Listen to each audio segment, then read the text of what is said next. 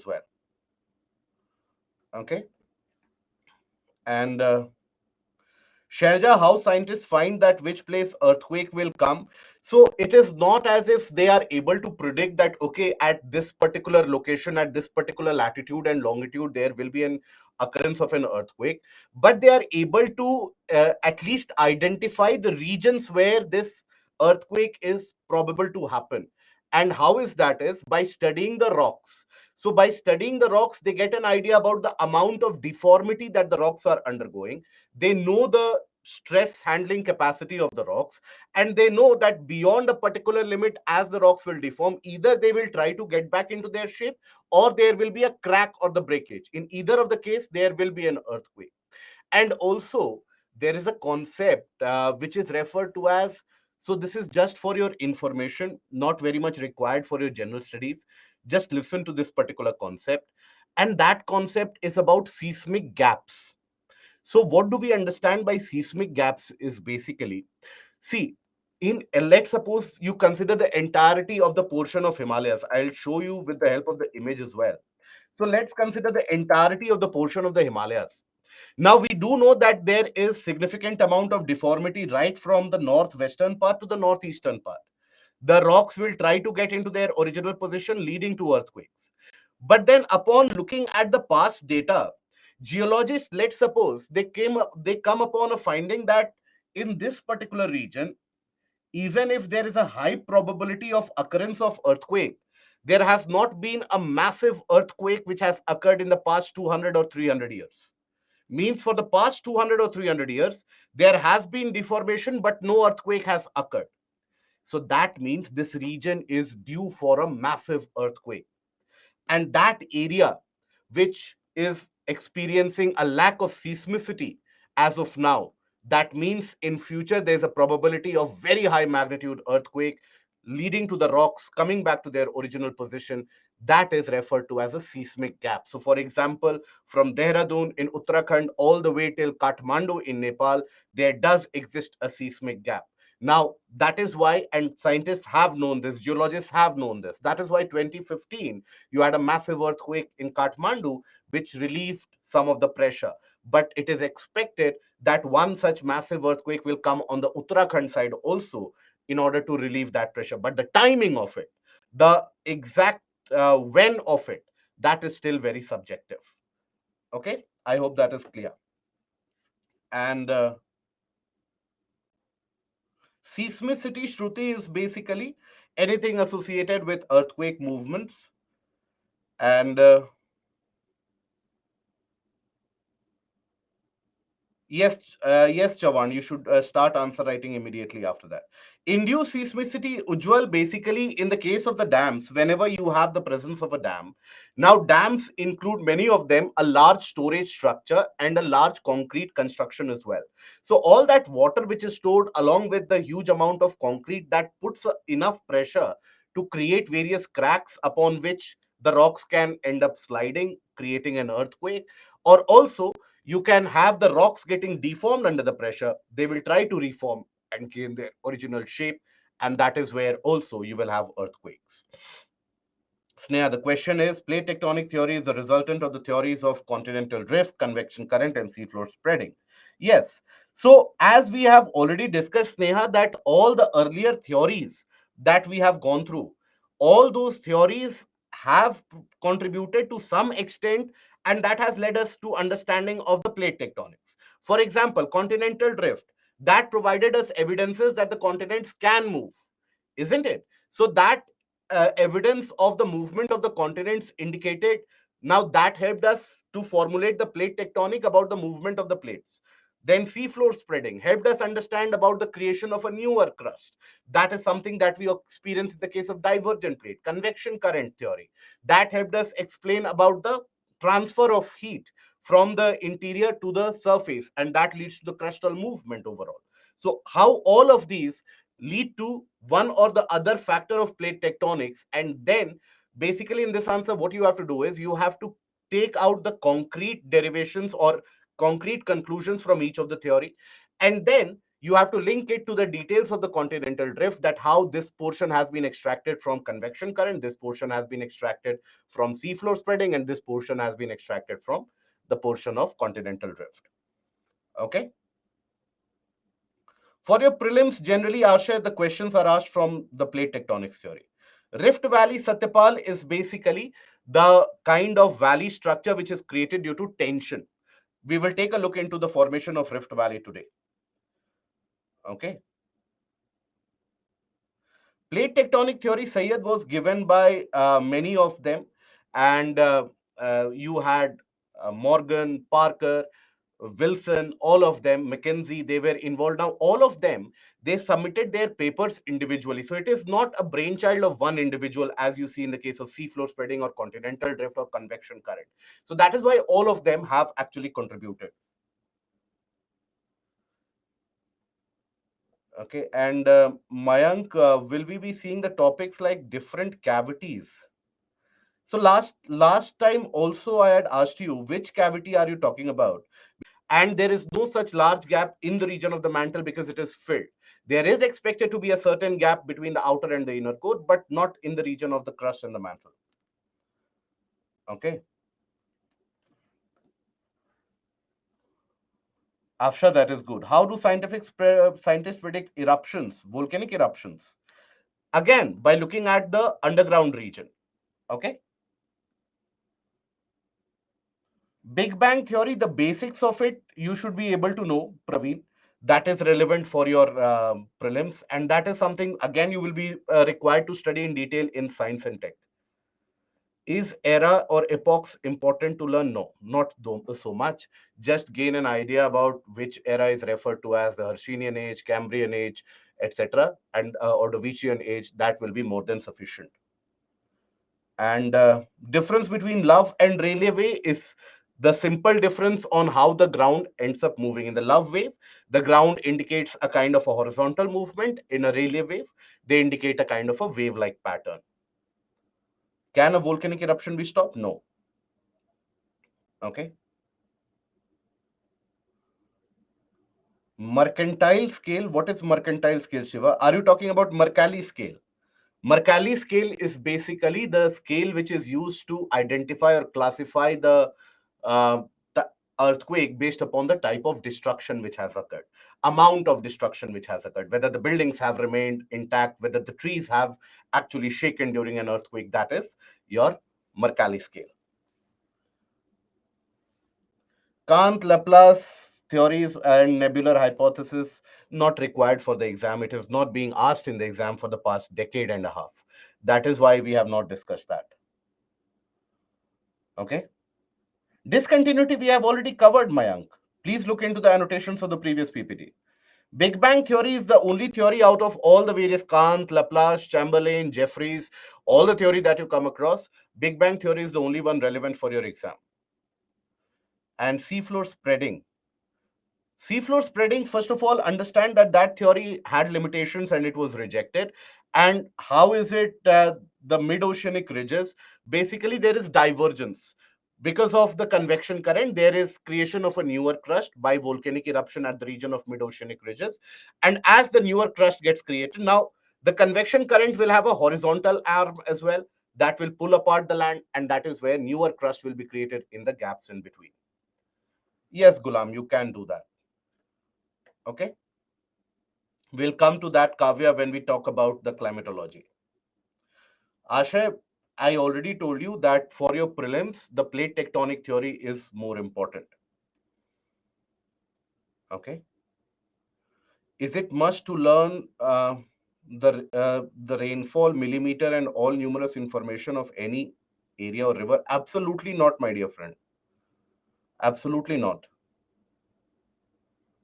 Netra, body waves are the ones which travel through the interior of the body of the planet. Surface waves are the ones which are generated on the surface once the body waves hit the surface. And Ainum, your question is now visible, but then I can't see the question. Patel, Twisha, should I mug up all in the book or PDF. The PPT, the annotations of the PPT, along with additional reading material, again, I will repeat, along with current affairs, is more than sufficient. Yes, Akshita, that is correct. Shadow zone, basically, Ravi, they indicate those wherever an earthquake occurs. From that, the seismic waves, the body waves will be emitted, but due to the bending of the body waves, there will be certain areas which will not be able to detect those body waves. Those are referred to as the shadow zones. Travel through the outer core. Kindly look at the recordings of the videos which are available. We have initiated the discussion for volcanoes in the previous session. We had started looking into the fact that what is a volcano. We had looked at the schematic diagram of a volcano as well. We had looked at the fact that when you have molten materials present in the interior of the planet, now those molten materials, which are actually about to come out, now those molten materials, they are referred to as magma. The moment they erupt onto the surface, that is what we refer to as lava. So today we are going to carry out the discussion further from here. We are going to study more about volcanic eruptions. Where is it that the volcanic eruptions happen? And even though we have studied that in the portion of plate tectonics as well, when we were talking about the various different types of plates, we have studied about volcanic eruptions and in which conditions the volcanic eruptions they do occur. So we are going to further develop on that concept, and we are going to look into what is a caldera, what is a mantle plume, what do we understand by when we talk about the volcanic hotspot, what are the physiochemical properties of the lava, that, magma that we have, which ends up determining the types of rocks also getting created. And then we will come to the final portion of endogenic forces, which ends up creating various different types of folds, ends up creating different types of fault lines. That is something we shall be concentrating upon. Okay. And so we continue with the session, and watching your classes in recorded form and making notes. Should I read NCRTs? So not very much required. If you are very religious with the class along with the additional reading material, not very much required. Now, okay, few of you had sent me a mail regarding, so I have sent all of you the various different mails that you had sent. Few of you are still remaining. Now, a couple of you had sent me a mail about international dateline and the understanding about international dateline and time zone. I would rather now direct you to our YouTube channel where the animated video is available. So kindly go to the YouTube channel and the Byjus IS YouTube channel and take a look at the animations of the IDL so that you get a clearer idea about IDL in detail. Okay. Now, let us continue with the portion of volcanoes now. So here, link please. That much you can find out, my dear friends. If I provide you with the link here itself, that much at least you can search on YouTube. I'm sure you will be searching many things on the internet. This much search expertise, I am sure you will have on YouTube. So rather than having the requirement of the link. So, yeah. So when we talk about the volcanic eruption here, let's suppose, how is it that it happens? Basically, talking about the schematics of it. So here you have the presence of molten materials. Now, molten materials, when they are present in large chunk, now there you will also have the presence of gases. Now, this portion, that is what is referred to as a magma chamber. Now, immediately the question which should erupt in your mind is, or emerge in your mind is, that where is it that this magma chamber is situated? Is it located in the crust? Is it located in the mantle? Where is it situated? Is it situated? Is the magma coming all the way from the region of the outer core? So here, magma chamber is mostly located in the region around Moho. What is Moho? Let me see if we are aware of that or if we recall that. When we say Moho, which area are we referring to? Very good. The discontinuity between the crust and the mantle. Good.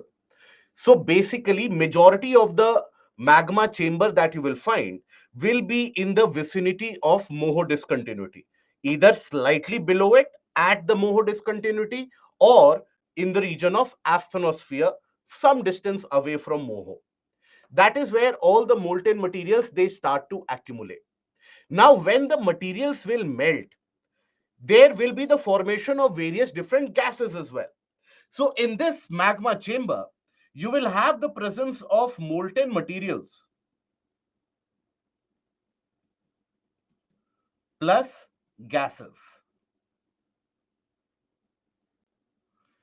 Now, which are these gases? We have already discussed in the last class which gases are constituted here. So, the gases which are formed are generally water vapor, which is the most predominant gas which is created. So, you have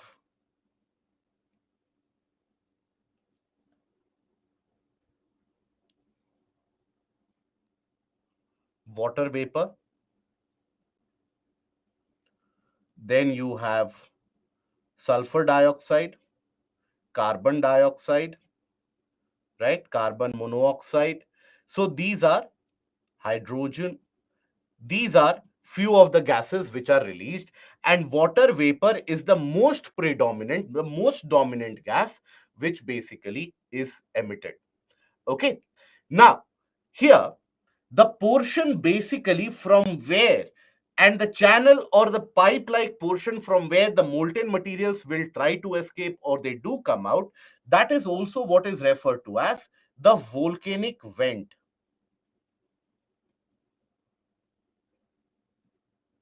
Volcanic vent.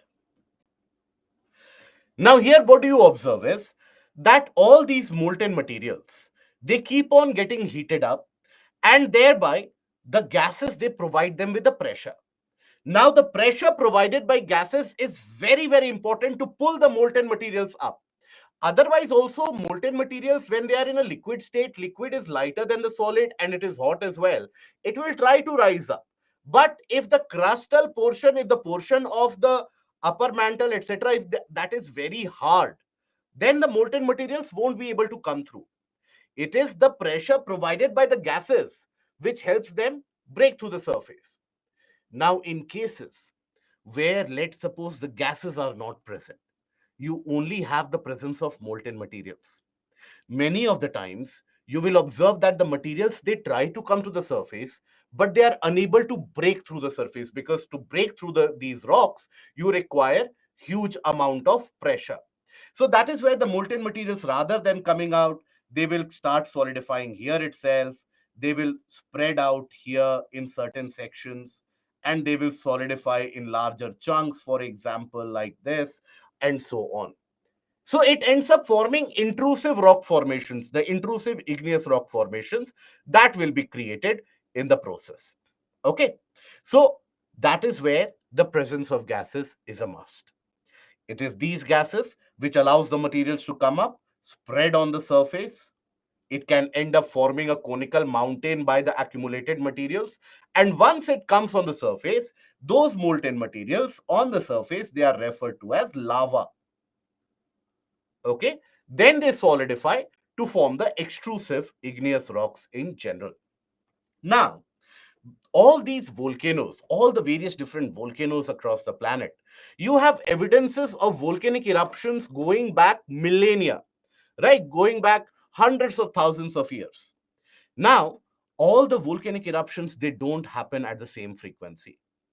In certain cases, the volcanic eruptions keep on happening almost every 10 years, 20 years, 30 years, 50 years, 100 years, or so on. In certain cases, that eruption is something which has not happened for 400 years, 300 years, but there's a probability of that erupting again in the near future. In certain cases, there has been an eruption which has happened long time back, maybe 100,000 years back, and there is no expectation of any further eruption happening there ever again. So accordingly, based upon the frequency of eruption, the volcanoes are classified into active, dormant, and extinct. Okay, based upon the frequency at which the volcano is erupting, it is classified into active, dormant, and extinct. What is the meaning of it? active. Active means it is still experiencing significant amount of volcanicity. Means at any point of time, it can end up erupting again.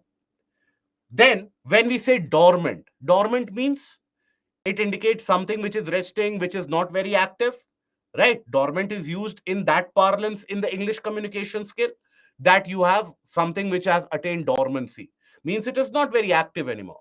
So dormant volcanoes are those where the eruption has happened some time back, long time back, but there is a probability that in future an eruption can happen again. We don't know when, but then eruption can happen again, maybe 20 years from now, maybe 200 years from now, maybe 30 years from now, but eruption can happen again. That is dormant. And then you have the extinct category, where earlier volcanic eruptions used to happen, but now there is no scope of volcanic eruption happening there ever again. That is extinct. So that is the classification. So this is based upon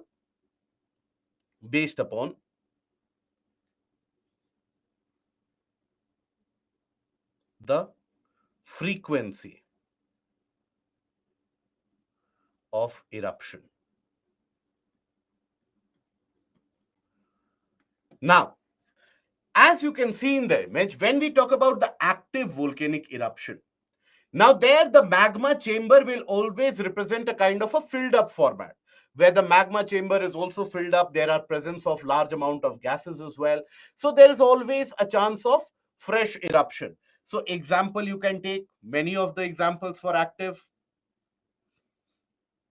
You have Mount Pinatubo, one of the most violent explosions in the last couple of 3 decades.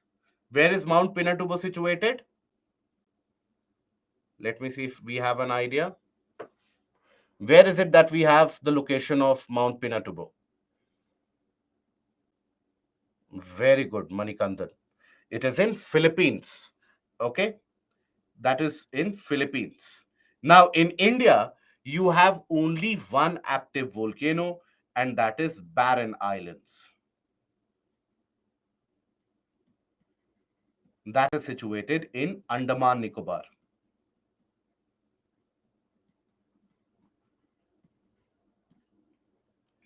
Okay, Barren Islands is the only active volcano that you have in India, that is situated in the northernmost extent of Andaman Nicobar Islands. And in fact, it represents a larger convergence of ocean, which has ended up creating not only the Andaman Nicobar group of islands, but further south, it has also been responsible for volcanic eruptions that you see in the region of Indonesia, and also the creation of many islands in the Indonesian region. Last time the Barren Islands volcano experienced an eruption, it was in 2017. That is where some amount of molten materials along with a lot of gases, they were ejected from the Barren Islands.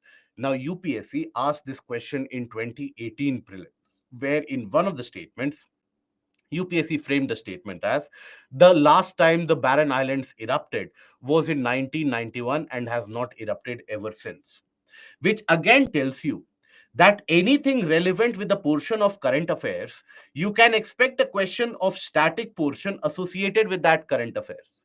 Okay, so any portion of current affairs regarding, let's say, earthquake, volcano, climatic conditions, when they are in discussion, you can always expect a static question based upon the general concept being asked in the examination. Okay, so these are, then you have many of them. You have Stromboli, Etna, Vesuvius, many of them you can count as an example of active volcano. Okay, now then you have, and you can locate the Barren Islands in the map in Andaman Nicobar. It is in the northern portion. Then you have dormant volcano. Dormant means the eruption has happened in the past, and there is expectation of further eruption happening in the near time future, right? That is what is referred to as dormant. Example, when we talk about the example, okay, good. Kilimanjaro is one of them.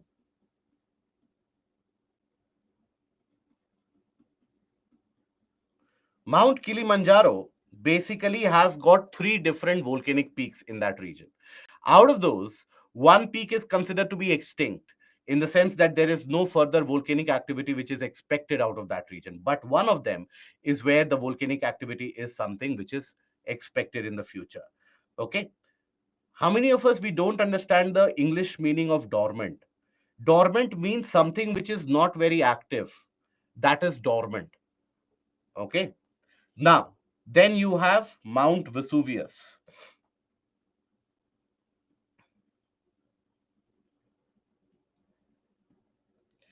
So, Mount Vesuvius, basically, you have a very famous anecdotal story associated with it, that Mount Vesuvius earlier was thought to be extinct, that there won't be a volcanic activity happening there ever. But then, around 78 AD, you had a massive eruption happening there, and the entire city of Pompeii, which was situated on the slopes and in that nearby stretches, everything was completely destroyed. So that was a surprise for everyone around 78 AD. But then thereafter, again, there was an understanding that, okay, the eruption can happen. It did not happen for 100 years.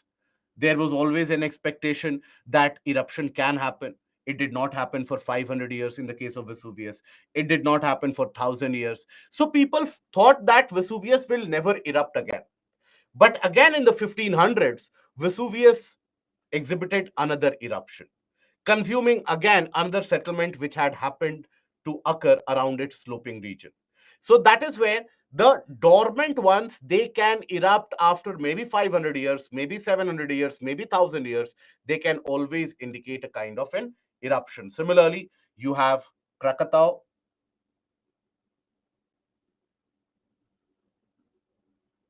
Where is Krakatau situated? The Krakatau eruption. Very good. Where is it situated? This is Vesuvius. This is Krakatau. Very good. It is in Indonesia. So the Krakatau eruption is considered to be one of the most massive in the past few centuries, in the past 2 to 3 centuries. Because so it is situated in the western part of Indonesia. So that is where when the eruption happened in the 1880s, it was basically one of the most massive eruption, where it is said that the explosion is something which could be felt as far as Turkey and Japan.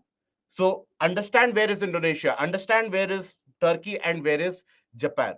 So, and in that region, so much amount of dust and cloud smoke was created that sunlight was blocked for a few weeks. The amount of carbon dioxide emitted during the Krakatau eruption, it is said that it would take almost 200 years for all that carbon dioxide to be dissipated in the atmosphere. So that was very, very massive. Okay. Then we have the extinct volcano, where the volcanic eruption has happened earlier, long time back, but now there is no magma, there is no molten material in the magma chamber. So there is no expectation of further volcanic eruption happening. So in this, no expectation of further volcanic eruption.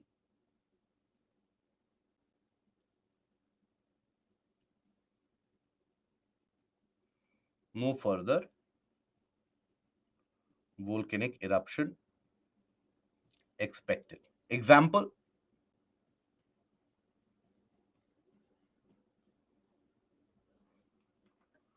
no, Mount Fuji is not extinct. At max, you can classify Mount Fuji into slight amount of dormancy, but it is not extinct. Yes, very good. You have the example of Mount Kenya. Dhosi is again, Dhosi Hills is where you have also the evidences of caldera, but long time back you had the eruption there as well. Okay. Yes, Mount Thielsen.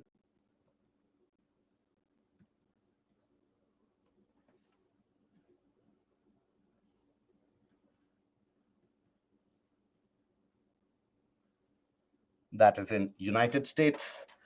Okay. When the lava comes out, does it produce harmful gases? It does emit in the eruption process. It does release a lot of harmful gases. Okay. Right. Pacific Ring of Fire will have many examples of active and also in certain areas dormant volcanoes. Caldera will come to it. So These are basically the types or the classification based upon the frequency of eruption, that how frequently the eruptions happen or how regularly the eruptions end up happening.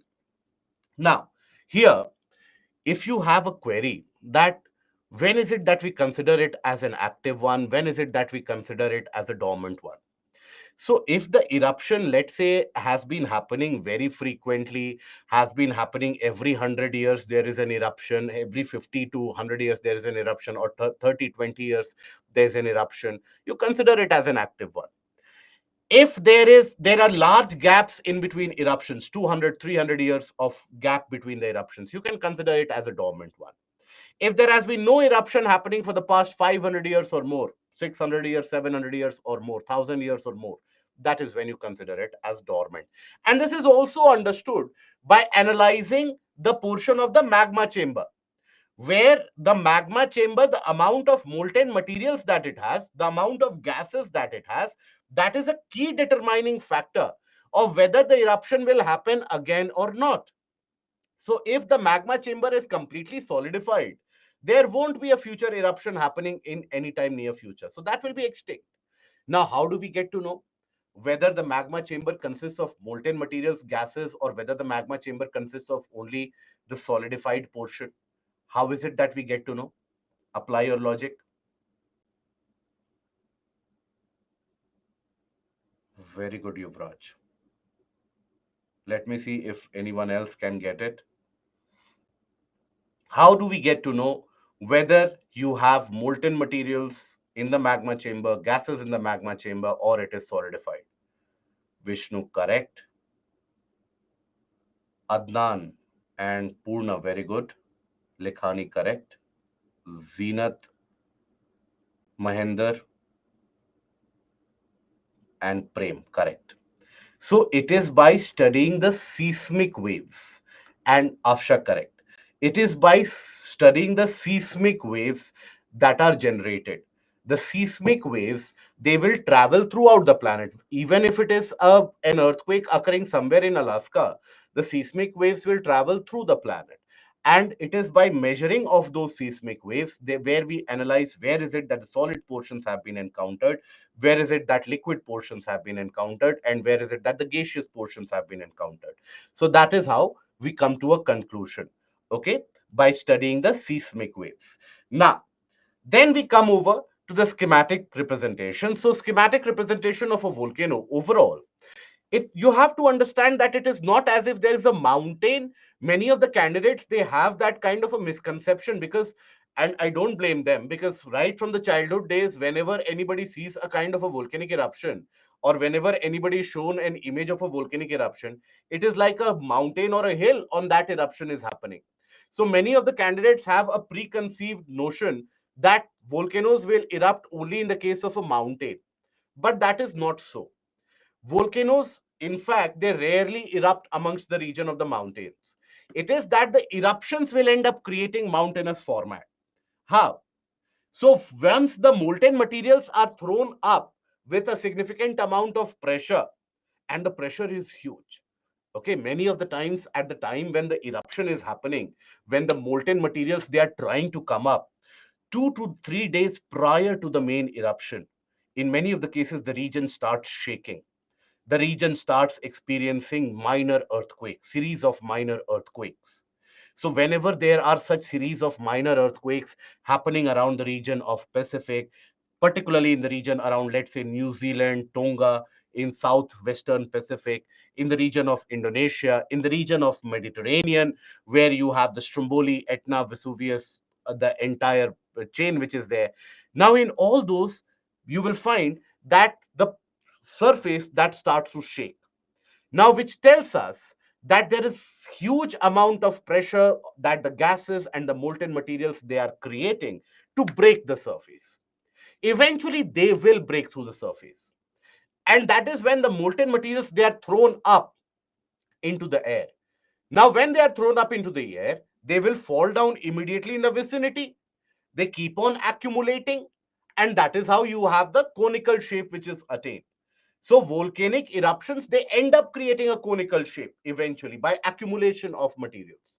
Now, the passage through which the molten materials eventually pass through. That is what is referred to as the vent of a volcano. Now, once an eruption occurs, let's assume, after that, things will cool down. Unless and until it is a continuous active volcano, things will begin to cool down. Now, as things begin to cool down, all this will lead to formation of what? Solidified igneous rock, which is very hard. Now, the next time the magma actually wants to come up, and from the magma chamber, molten materials they try to come up, you have to understand that the molten material have to break through that entire solidified portion, right? Because in this entire volcanic vent, after the eruption, let's suppose in 2 years, 3 years, 5 years, 10 years, everything has solidified. Now, after that, when the molten materials they try to push through, they will have to break through all of this. Now, that requires tremendous amount of force, and that requires an explosive amount of eruption. So, in those cases, there's an explosion when the eruption occurs. And all these solidified materials, they are broken into fragments as they are thrown up into the sky.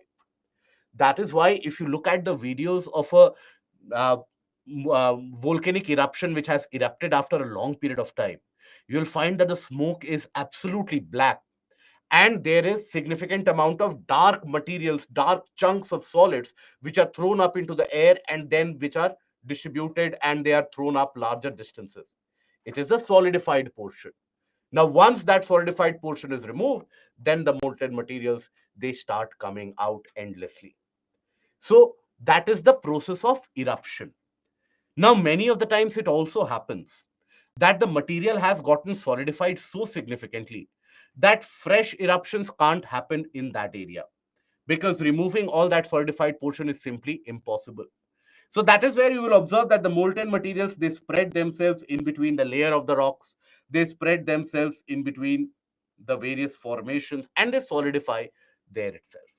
Okay, now let us take a look at the reason behind the eruption of the volcano. Now, when we talk about the reason for the eruptions, broadly, you can think about one reason. What is the major reason? It is the residual heat that is driving everything. But then, to come to the precise reason and the precision of it, it is initiated why? It is initiated due to the presence or due to the various different continental movements or the plate movements that you observe. Now, in the case of plate movements, which of the plate movements can initiate a volcanic eruption? So, whenever you have, let's say, plate movements,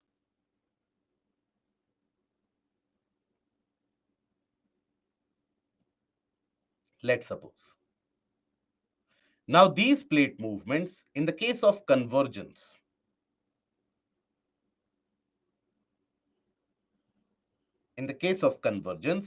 wherever you have oceanic convergence, whether it is an oceanic or oceanic continental, wherever you have an oceanic convergence, there will be a volcanic eruption which will occur. Okay. Then in the case of divergent plates, whenever you have divergence of plates, there also you will have volcanic eruptions which will be very frequent, because as the plates they tend to move apart, there will be creation of a newer crust in between. So divergence of plates will also end up creating a kind of a volcanic eruption. And then you also have transform.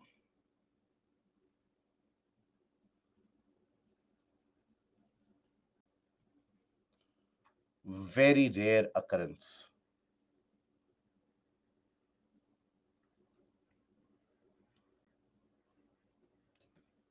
Now, why is it that in the region of transform faults or transform cracks, so as to say, why is it that their eruption occurs? Largely, volcanic eruption will be concentrated in this area. You also have a couple of other places which we refer to as volcanic hotspots, which we'll cover later. So when you talk about the reasons and the regions where you have the volcanic eruption, you also will have to include the hotspots, but that is something we'll cover slightly later. So here, when we talk about the transform type of plates, transform plates is when they start moving parallel to each other. And when the plates they start moving parallel to each other, cracks develop. Now it is due to the development of these cracks sometimes where the eruption can happen. How? Let us understand that. So before that, the volcano eruption begins with the formation of magma in the lower section of the earth's crust around the region of Moho, right? Around Moho and asthenosphere.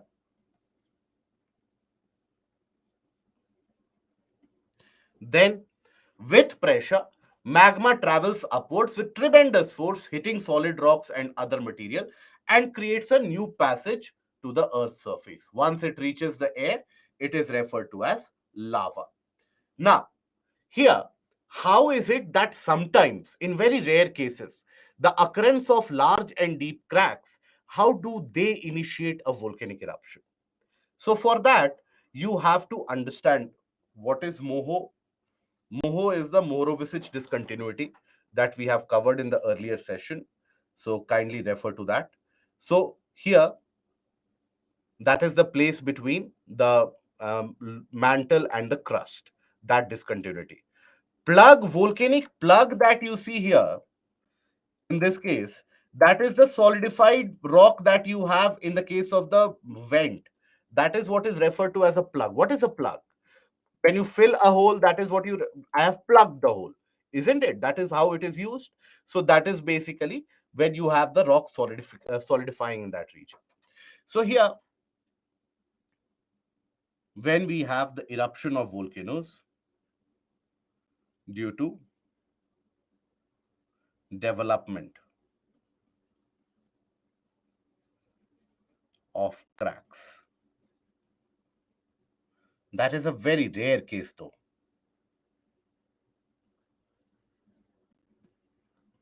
Now how does it happen? Let us understand that. Now let us suppose I have the surface here. Now we do know that with increasing depth, the temperature tends to increase, what is also referred to as the geothermal gradient of the planet. That as you go into the depth, temperature keeps on increasing. Upon a certain level, the temperature starts increasing by almost around 20-25 degrees Celsius with every kilometer depth that you achieve. So the temperature keeps on increasing. Let's suppose at a particular depth, I have certain materials in solid form. Let's suppose at a certain depth. Now, let us assume the surrounding temperature,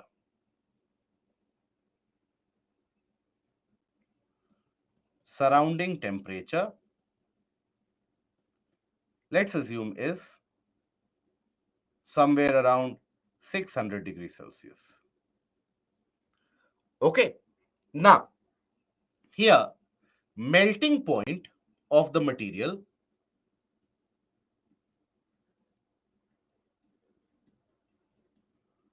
of the material, let's suppose, is around 650 degrees Celsius.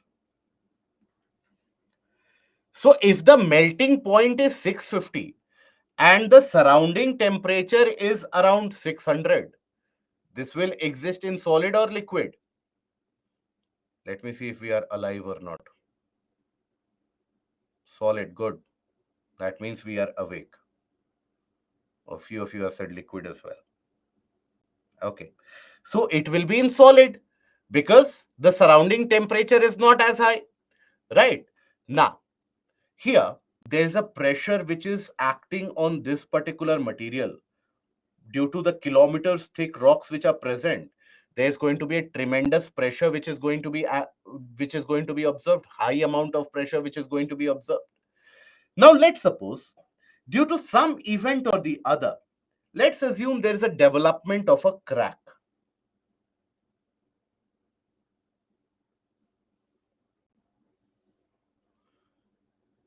there is development of a crack-like feature. Now, once the crack develops,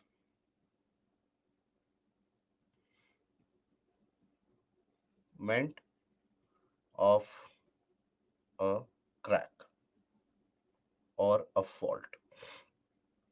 Now, once this develops, what will happen to the pressure being experienced by the materials? Will the pressure remain the same? Will the pressure increase? Or will the pressure experience a reduction? What do you think? Very good. Oh,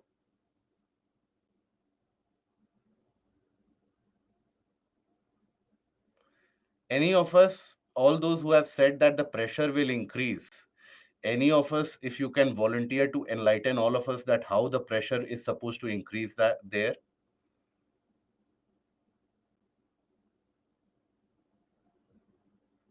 Pressure is what? Pressure is basically the total force exerted by the materials overlying on top, the total weight that they are experiencing, the total force that they are exerting on the region. So that is the pressure. So if there is a development of crack, obviously the pressure will reduce. Okay, the pressure will reduce significantly. Asha, my dear friend, you have been asking the same question repeatedly. What is the meaning of tremendous force? Tremendous means something which is very large, very high, very huge, very great in quantity. That is tremendous. You apply it with pressure, tremendous force, tremendous or good activity, anything you can use it. Tremendous is not a term of geography. This is a simple term of English. So here, pressure decreases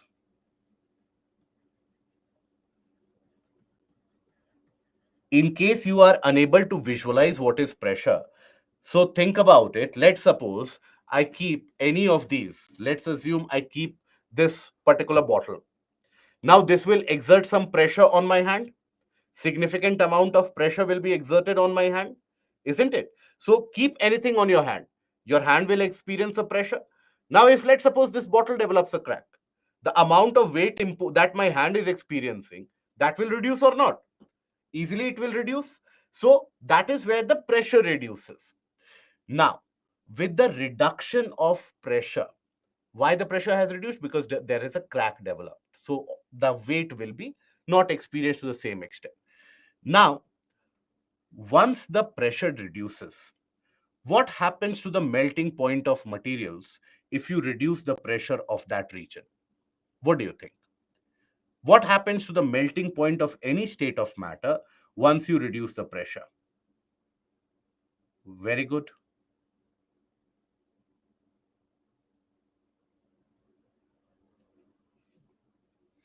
Okay. Melting point will also end up reducing, right?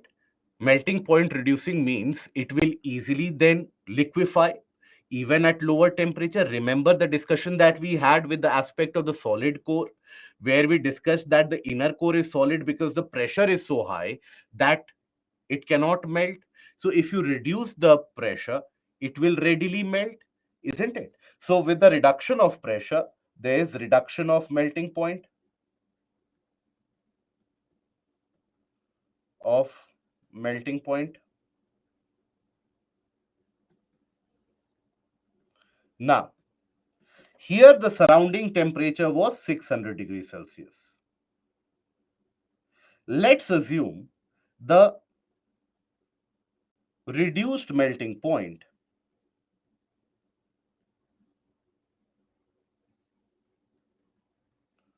let's assume that the reduced melting point comes around 580 degrees Celsius. Earlier it was 650. Now, because of reduction of pressure, now the materials will be able to melt easily. So let's assume that the melting point has reduced to 580 degrees Celsius. Then what will happen? Here the surrounding temperature is already 600. So the materials will start melting. And once the materials start melting, they will find a passage through the region of the cracks as well. And that is where the eruption will happen. So that is why in very rare circumstances, sometimes due to development of large and deep cracks, there can be a volcanic eruption which can happen, provided that the melting point reduces sufficiently. It could also have happened that the melting point would have reduced to 620 degrees Celsius. Still no eruption would happen because the surrounding temperature would be 600, right? So melting point could have reduced, but only in cases where the melting point reduces beyond the surrounding temperature. That is when materials will melt and eruption will happen.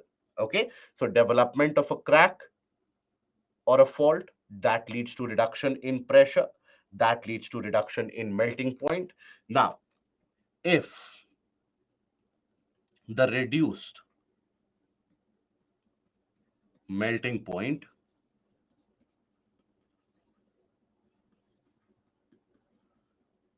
is lower than the surrounding temperature,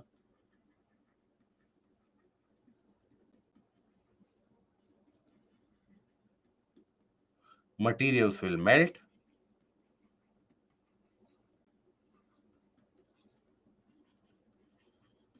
and eruption can happen. Okay, that is how an eruption can eventually happen. Now then, after this, we come to the classification of volcanoes based upon the various different types of landforms that they end up creating. Because when the volcanic eruption occurs, you have a variety of different types of materials which are thrown out, and those materials will start to accumulate. But then, different materials thrown out means they will accumulate in different methodologies as well. They will accumulate and solidify in different shape as well. Various different areas will experience different amount of pressure as the molten materials are coming out. So that is why you have the classification of the volcanoes as cinder cone, stratovolcano, or what is referred to as the composite ones, the shield volcano, lava domes, and you also have what we will study again as the fissure that we have already taken a look into.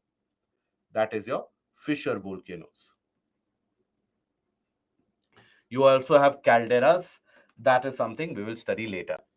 So, in all this, it is the eruption and the frequency, the type of eruptions, etc., which end up shaping the landscape of that region.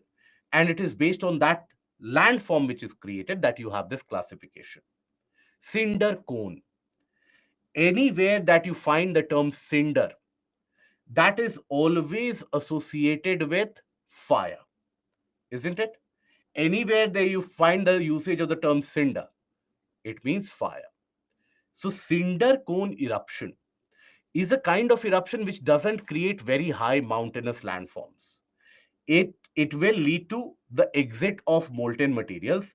The molten materials will start solidifying immediately in the vicinity. They will develop a kind of a conical feature, not more than 1000 feet or 1200, 1500 feet at maximum. There will be a crater developed at top, the volcanic crater that you have. So, overall, this is what is referred to as a cinder cone. First of all, take a look at the image here. So here the molten materials, they are thrown up into the atmosphere and then they start accumulating around the volcanic vent, and that is how they end up developing a conical feature. So they occur when particles and blobs of lava are ejected from the volcanic vent and it is blown violently into the air and the pieces rain down around the vent. Over time, it builds a kind of a circular or oval shaped cone with a bowl shaped crater on top. So crater is what? A kind of a depression.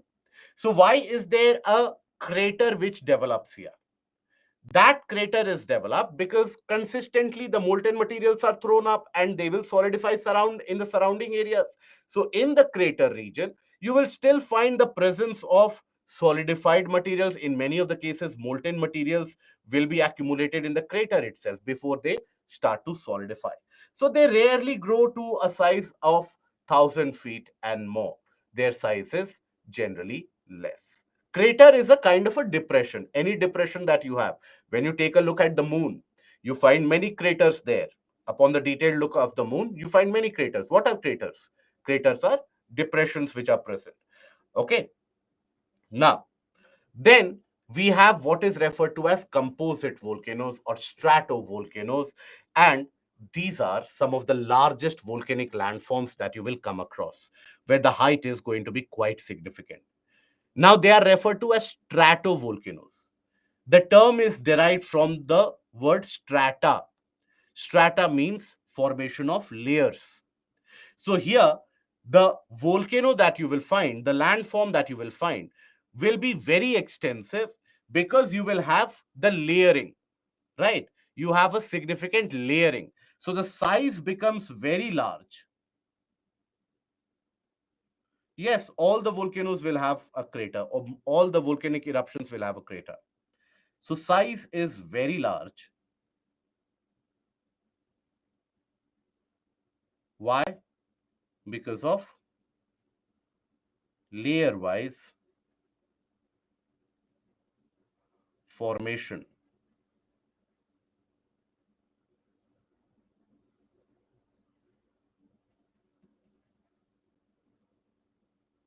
of solidified materials. So, for example, take the case of Mount Aconcagua, Mount Cotopaxi, Mount Fuji, then take the case of Mount Pinatubo. All of these indicate a kind of a composite volcano. These are very large. How are they created? So, here also eruption happens, but here the type of materials which are actually produced in every eruption, that tends to vary or frequently tends to vary. Understand that all the molten material or all the magma that is present, that doesn't have the same kind of flow associated. Some types of magma, they will flow like water. That is how fluid their flow will be. Some types of magma, they will move like chunks, blobs of semi liquid, right? Like jelly that you would have observed in your childhood days. So some of them, they will represent a kind of a jelly formation, some of them will flow like water. So it depends upon the minerals which are present in the magma. Without going into the depth of it, you have various different types of eruptions, andesitic eruptions, basaltic eruptions, etc. But then, just to tell you the overall view and a brief overview, that the materials present in the magma, including materials such as silica, they end up determining the flow factor. So let us assume in any particular region,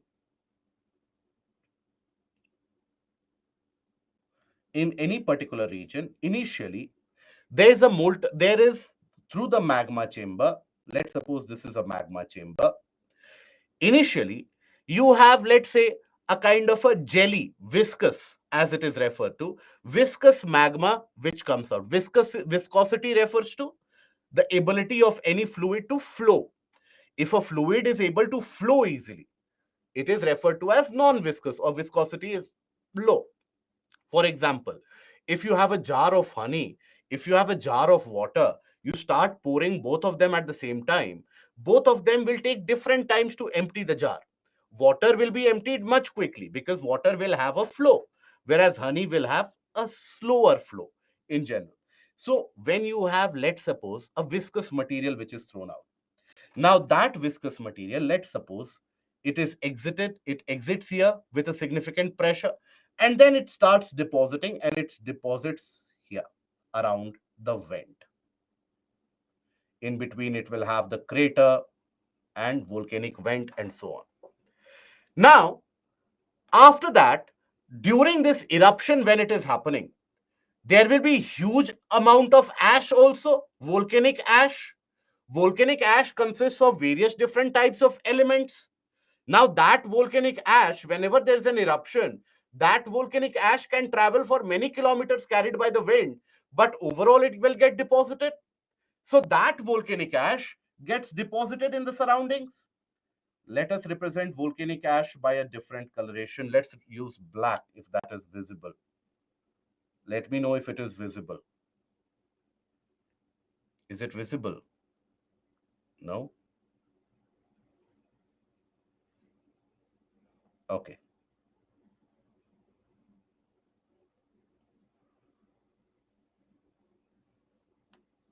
Okay. So let's assume here you have deposition of volcanic ash.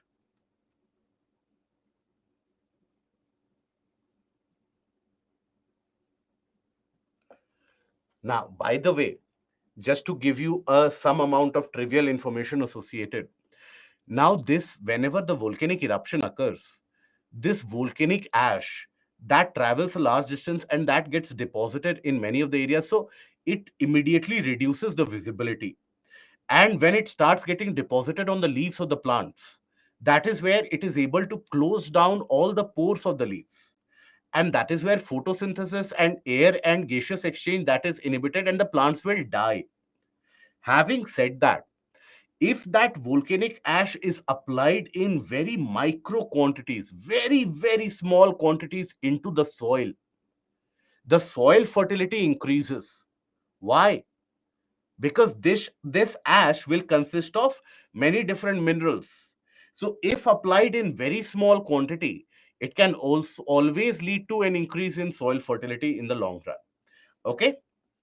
Now here, after that, let's assume after some time, as here the plate movement was happening and there is further melting of the materials, let's suppose basaltic eruption has happened. In the sense, basaltic eruptions are the one which will flow very easily, where it will flow like water almost. I will show you the picture of how the basaltic lava behaves.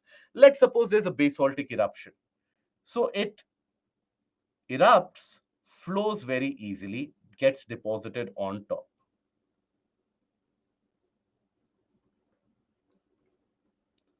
It gets deposited on top.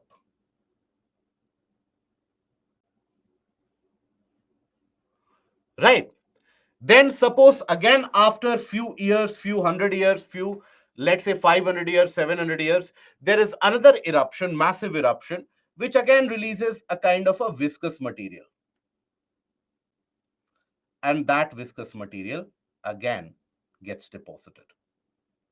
So what do you observe here? You will observe that the landform not only is increasing in height, it is also increasing in its dimensions in terms of the width that is associated.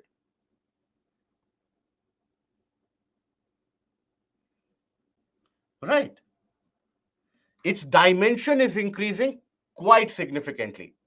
And that is where it creates a very large size of a volcanic landform. And that is what we refer to as the layered form or the stratovolcanoes, what is also referred to as the composite volcano. Now, after a long period of time, when subsequent amount of these depositions have happened, overall, you will observe that this will also solidify. This particular portion, it will solidify, isn't it? Through all those thick deposits, it will solidify. So for the molten materials now to be able to break through that entire plug, it will be very difficult, almost impossible to break through, let's say, 1 kilometer, 2 kilometers of solidified rocks. It will be very difficult. So the molten materials in those cases, they use the weaker portions, any cracks which exist. Through them, they will start escaping from the sideways. So through any cracks, any weaker portions that you will observe fresh eruption happening in this area or this area. Now, this eruption is initiated by the same magma chamber. It is initiated by the same area, but the point of eruption is different. So these are what are referred to as parasitic volcanoes or parasitic cones. So this is what is referred to as parasitic cones.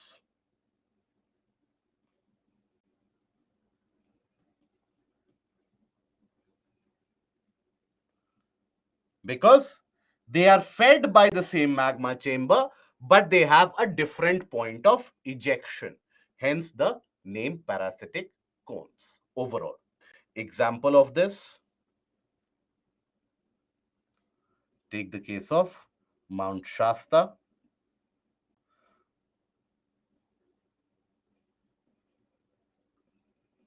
Having a parasitic cone. Shasta has a parasitic cone that is referred to as Shastina, right? Then various, even Mount Pinatubo, Mount Fuji, all of them can be taken as examples here. Okay. Now, that is basically how the composite volcanoes can get created. So basically here you have one, immediately when the eruption occurs, molten materials will get deposited. Then they will solidify as slowly and steadily a layer of ash will get deposited. That will also solidify. Then after that, let's suppose another eruption occurs, that will also solidify. So you have the layering which is formed, and due to different types of eruption which occurs also. Then you have what is referred to as a shield volcano. Now, shield volcano, when you talk about, this is a kind of a volcanic eruption where the magma or the molten material or the lava which is thrown out, that is very fluid. That flows very easily. That has got a flow like water. Because the magma in this case is basaltic in nature. It is rich in iron and magnesium. It has got a flow like water, right? So what will happen? From the region of the vent, it will start spreading, it will start flowing very easily. So whenever you have a vent like this, let's suppose a vent which is like this. Now, if the molten materials are able to flow very easily, they will spread over a larger area, isn't it? They will spread over a very large area, and that is how they begin to solidify. Now, eventually, they will form a feature which is almost plain, consisting of hard rocks, obviously, igneous rocks, but almost plain. Why is the name shield given? Because you would be aware of the shields which were used in battle. You had the swords and the shield. Shield was a protective armor. So the shield basically had a kind of a very simple shape, featureless shape, with a very simple gradient that they had, right? Shields would be used everywhere in the battlefield earlier. So it has got a that kind of a shape associated with very little gradient, almost flattish with a kind of a curved feature. That is a shield. Example of this, example of this, you have the Canadian shield, the earlier one, right? Then you have the Deccan shield.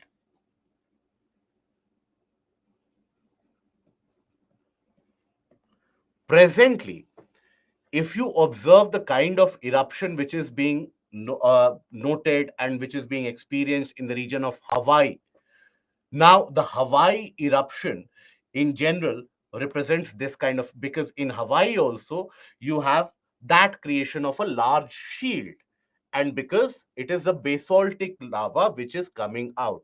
So, this is also sometimes what is referred to as the Hawaiian kind of eruption, sometimes also referred to as Hawaiian eruption.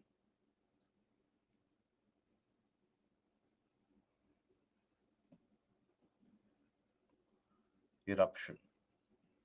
Yes, Mauna Kea, Mauna Loa, they can be considered as examples.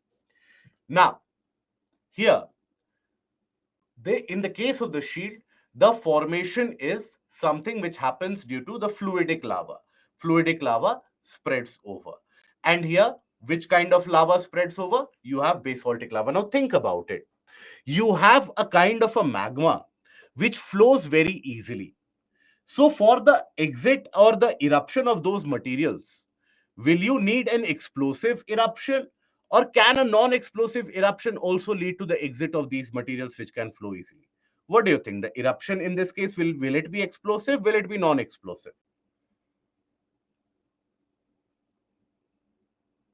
Very good. So, here you will observe it is a non explosive eruption. Why? Because for this you don't need an explosion to push the materials, because the materials can flow very easily. So you have fluidic lava flows, and they have gentle slopes, and they are built by effusive eruption. Effusive means non-explosive. Okay, non-explosive. Very good. Now, here the materials or the magma is absolutely fluidic. Now, let us come to a type where the magma is very, very, very viscous. Viscous means it is unable to flow at all. So, in those cases, what you will find, if you can visualize this is what is referred to as a kind of a lava dome. This is what is referred to as a lava dome. So, Hawaiian eruption is the shield volcanoes that are created. They are also, so you have a classification of volcanoes even based on the eruption style, right? Again, not relevant for your general studies, but you have the classification based on the eruption type. You have the Strombolian, you have the Pelian, you have the Icelandic eruption, you have the Hawaiian eruption. So that is the classification on the eruption type, how eruption happens, what kind of materials are thrown out. So the current classification that we are looking into, that is based upon the landforms created. So similarly, you have another classification. So just to give you an idea, that Hawaiian eruption, shield eruption, is also what is referred to as Hawaiian eruption. Okay, right? Now, here, let's suppose you have this as the ground surface. Let's assume here is where you have the magma chamber, right? And this consists of very viscous magma.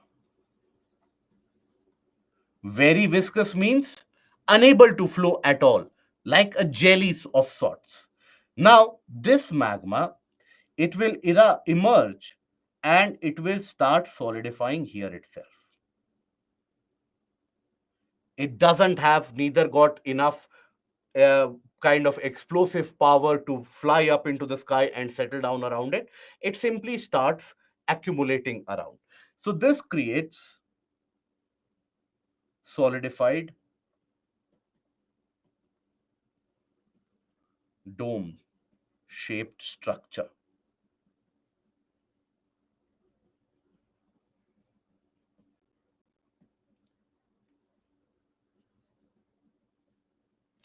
Okay, it ends up creating a solidified dome like structure, and then that is where it solidifies. After some time, let's suppose there has to be a fresh eruption, fresh materials, they will come from the air, and the dome will expand on the outwards. Dome will expand on the outwards. So this will never have a very large dimension. It will have a significantly smaller dimension in terms of the landform which is created. Amongst all the various landforms that we have seen, this will be the one which will have amongst the smallest dimension created as the landform. Okay, it is not like a marsh. It does appear like these are your solid hardened rocks. These are your hardened igneous rocks.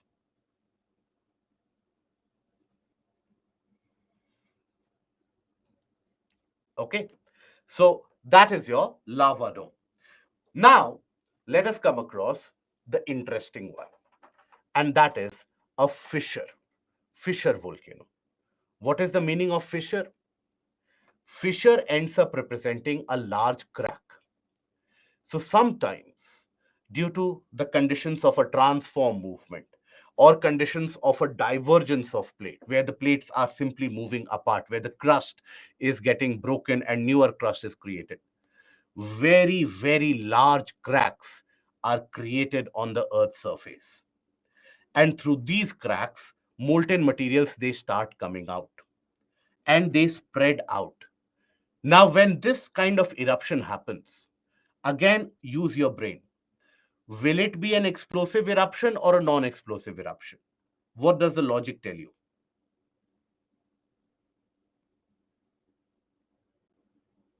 Beautiful. It will be a non-explosive eruption here also. Because why? Because already the land is paving way. Already there is a crack which is created. So when you have such large cracks in the image, I'm sure you'll be able to see how there is a very, very large crack which is created. Now, here the example can be taken of the very famous Laki eruption. Iceland is one of those areas where this eruption frequently occurs. Can you think of a logic why Iceland experiences this eruption very frequently? We have discussed about it already. I want to see whether we are aware of it or not. Good. Very good. Because it is present on a divergent plate boundary across the mid-oceanic ridge. That is where the land automatically is moving away. So that is why you have such kind of eruption very frequent in Iceland. So here the example can be taken of the Laki eruption. Laki eruption, which occurred in 1770s.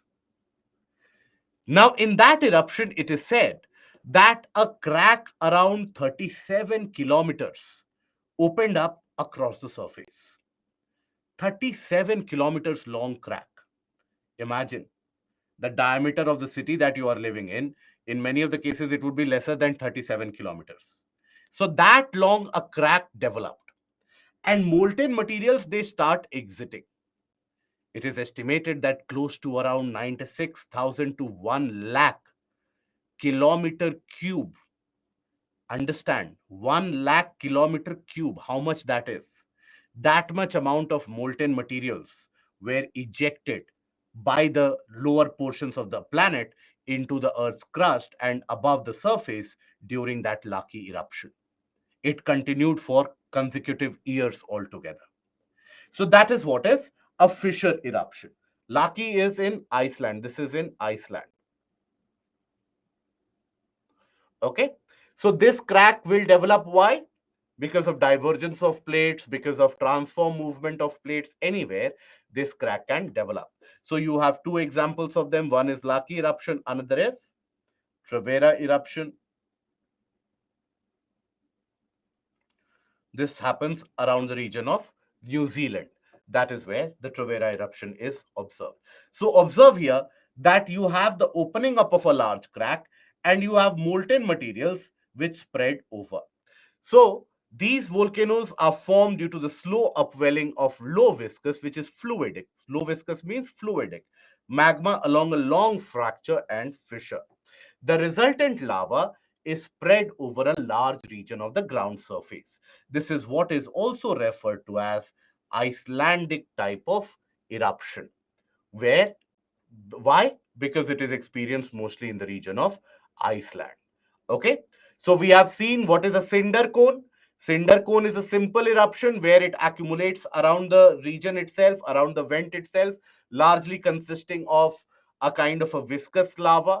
It will keep on accumulating. It won't have much greater of a height. Large heights that are stratovolcanoes, where you have layers of deposits of lava, ash, lava, and followed by ash. So that is a stratovolcano. Then we have seen that how in stratovolcanoes there is development of a parasitic cone. When the molten materials, they find it very difficult to exit from the central portion, they will exit from the sides. That is a parasitic cone. Then we have seen what is a shield volcano, where the materials spread non viscous lava. It spreads out very easily like fluid and it solidifies in a kind of a shield like proportion. You have the Capwal Craton or the African shield. You have the Canadian shield. You have the Deccan shield in India. These are the examples of shield volcano, which is also referred to as Hawaiian eruption. Then we have seen the lava domes, where the very viscous materials, they will solidify immediately around the vent and they won't have a great height or any great feature for that matter. And slowly and steadily, when fresher eruptions will happen, it will simply grow on the outside. And then you have the fissure eruption, where the land parts way. Why does it part way? Because of divergence of plates, or there's a large crack created due to transform movement of the plates. And then you have in these long cracks eruptions happening across the crack, which is the fissure eruption. Okay, so that is the type of eruptions that we have seen based upon the landform. Now, Here, are we going really fast? We have covered only 5 to 6 slides since the beginning of the class. I think we are going really slow. Okay. We are rather going very slow. So any of you who is alleging that we are going fast, think about it. If we don't follow even this speed, then maybe in 24 modules we will be covering only geomorphology. You can forget about Indian geography, oceanography, everything that you can forget. Okay.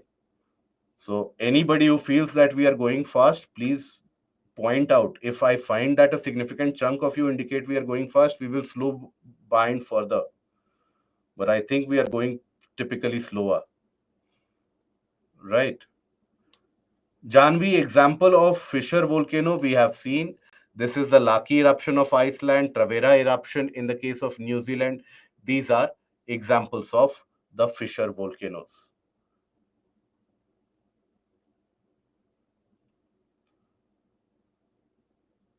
Okay, and in the meanwhile, in a parallel universe, I have another question, that which part of geography is most important for prelims.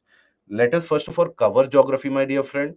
As of now, we are finding it difficult to set up a pace in this subject. Let us cover at least the chunk of one particular unit, at least geomorphology or climatology. Then we will decide which is important or which is not important. Okay.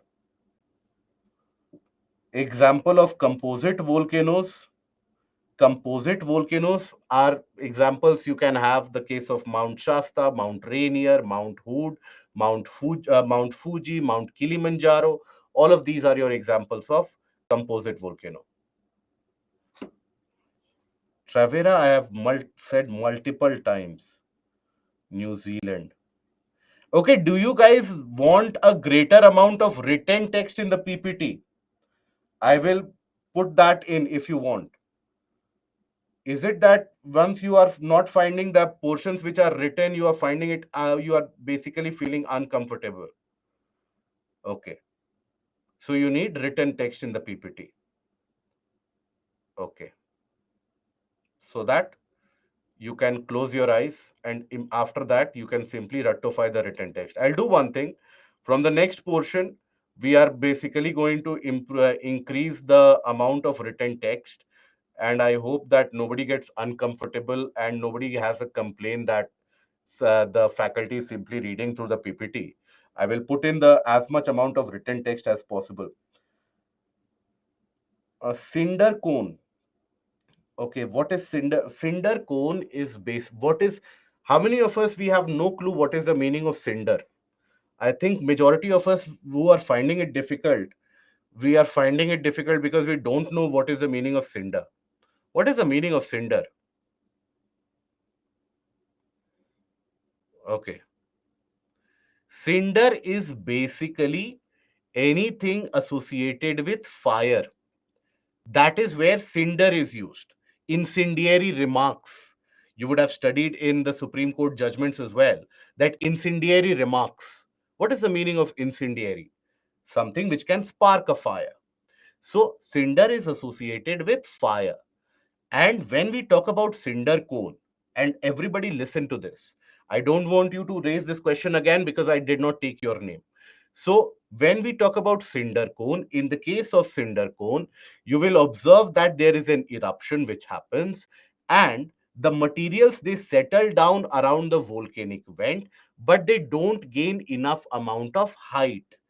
And there it is a simple volcanic eruption which doesn't have enough of a height, where you can have basically the basalt fluidic, non-fluidic lava as well, but mostly you have a non-fluidic lava, a viscous lava which accumulates around the surrounding, and that is what is referred to as a cinder cone. Is that understood? Okay, right. And why fissure volcanoes are mostly seen in Icelandic region? Fissure volcanoes, what are fissure volcanoes?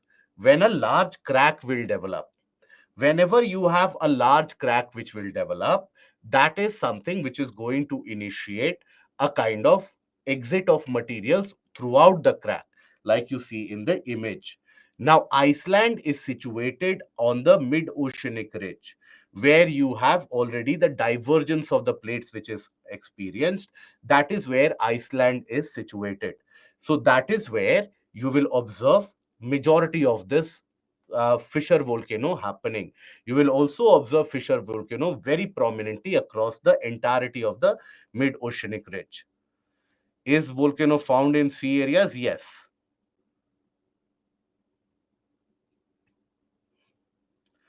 I still could not comprehend why reduced melting point vis-a-vis surrounding areas causes eruption. Because if the melting point reduces and if the melting point is lesser than the surrounding areas, won't the materials melt?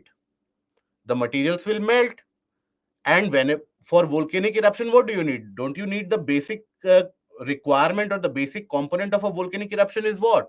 Molten materials. So that is why you will have eruption.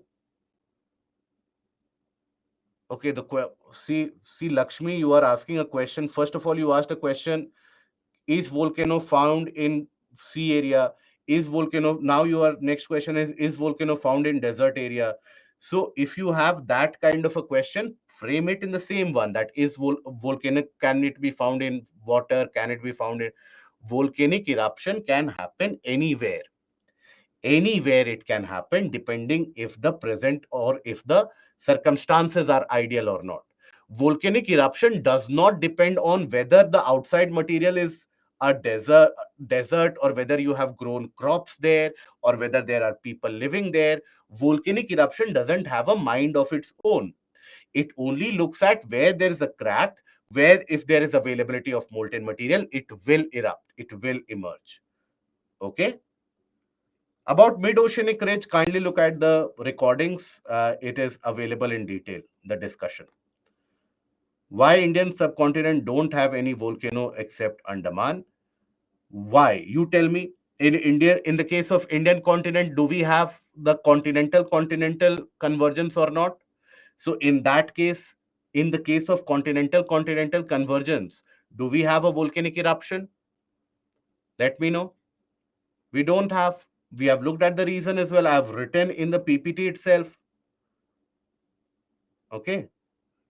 Volcanoes give rise to islands, right? So in that way, does Fissure volcano pave the path between the two? It can end up creating islands, like Iceland is one of those. Why melting point reduces with the reduced pressure? What is melting point? Understand that. What is melting point? This is like elementary science, very basic science. So when we talk about melting point, it is when a solid changes its shape to liquid. When solid gets converted into liquid, that temperature is referred to as melting point. Now, if let's suppose there is a solid on all different sides, if I attach significant amount of pressure here, will the solid get converted into liquid regardless of how much temperature you provide? So if the pressure increases, the solid won't get converted into liquid. Why?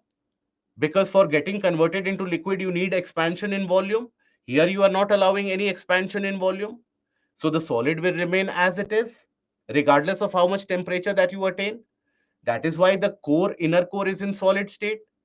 Now let's suppose you reduce this pressure. Will it melt readily or not? It will, because it will be able to expand. So when the pressure is reduced, that particular material gets a scope to expand easily. And that means it can melt at an easier or a lower temperature. Okay? Is that understood? Can we get prior warning of volcanic eruptions? Maybe 1 or 2 days prior, that this region can experience an eruption, but not significantly forward. Shield volcanoes create plateaus as well. Yes, Anubhav, they can create. Rajan, but the thing is, why the magma come outside from the inside? It is the pressure by the gases. That is what I have repeated multiple times, my dear friend, that the gases which are present along with the molten materials, they will bring the molten materials upwards. If those gases are not present, then the molten materials will start solidifying where they are. Okay. Why does the Deccan Plateau region had a fissure volcano? Deccan Plateau did not have a fissure eruption. It had a hotspot kind of an eruption. Craters can be found wherever you crater is what? Crater is a kind of a depression. So wherever, in the case of, let's say, there has been an asteroid hit, there is a meteor hit, collision, it will create a crater. Lonar Lake in Maharashtra is a crater lake. Okay. Is the volcanoes called Kamaljit? Is the volcanoes give cause damage like earthquakes? So whenever you have the volcanic eruption in the immediate vicinity, everything is destroyed because the molten materials, they start spreading and they will solidify. Okay. Why does the okay, that is where can I, how far does a volcano go? Volcano does not go when it explodes. Volcano will be there itself. The materials can move. The materials, when it is carried out by the wind, it can move away many kilometers. And the most explosive eruption that we had in the last couple of years was the Tonga eruption, where the cloud which was created, that went as high as 100 kilometers into the atmosphere. So it can go as high as around 80 to 100 kilometers. Tephra basically refers to the broken fragments of rocks, etc. That is what is tephra. What is the meaning of Icelandic eruption? It is another name of the fissure eruption. That is what is referred to as Icelandic, because this kind of eruption is frequently observed in Iceland. Okay. Does pressure solidify or melt in the magma? Question is not clear. What is the difference between shield and, so shield volcano creates a kind of a dome like feature. There's no difference. Is volcanic eruption considered as a natural disaster? Obviously yes. Can it be said that volcanoes make newer crust? Sometimes yes. What is the meaning of a fissure? Okay, fissure. Okay. See, guys, you will be needing, many of you will be requiring an improvement in your English vocabulary as well before you write the mains paper. Please don't take it in a negative manner. Take it as an important feedback. You will be required, many of you, to improvise some amount of your English vocabulary skills as well. Okay, and will this be covered in depth again after? What is the depth that you want to know? Please ask a question. For general studies, this much is required. As we are discussing, we'll be discussing caldera, mantle, plume, hotspot. That much also you will not find in many of the books, trust me. How can there be a man-made volcanic eruption? There is no man-made volcanic eruption. When magma will melt, when melting point, when will magma melt? When melting point is higher, or when the surrounding temperature is equal or around melting point, it will melt. If the melting point is high and the surrounding temperature is also high, why won't it melt? So when the surrounding temperature is around the melting point, it will melt. Okay. And I won't be answering any of the, what are the aspects of volcanic eruption in the sense, what do you mean by the aspects of volcanic eruption? How seismic activity shows molten materials included in lava chamber, because the P waves will be able to travel through the gases and the liquids as well, whereas the S waves won't be able to travel through it. So that is how you know whether it is a liquid molten material is present or not.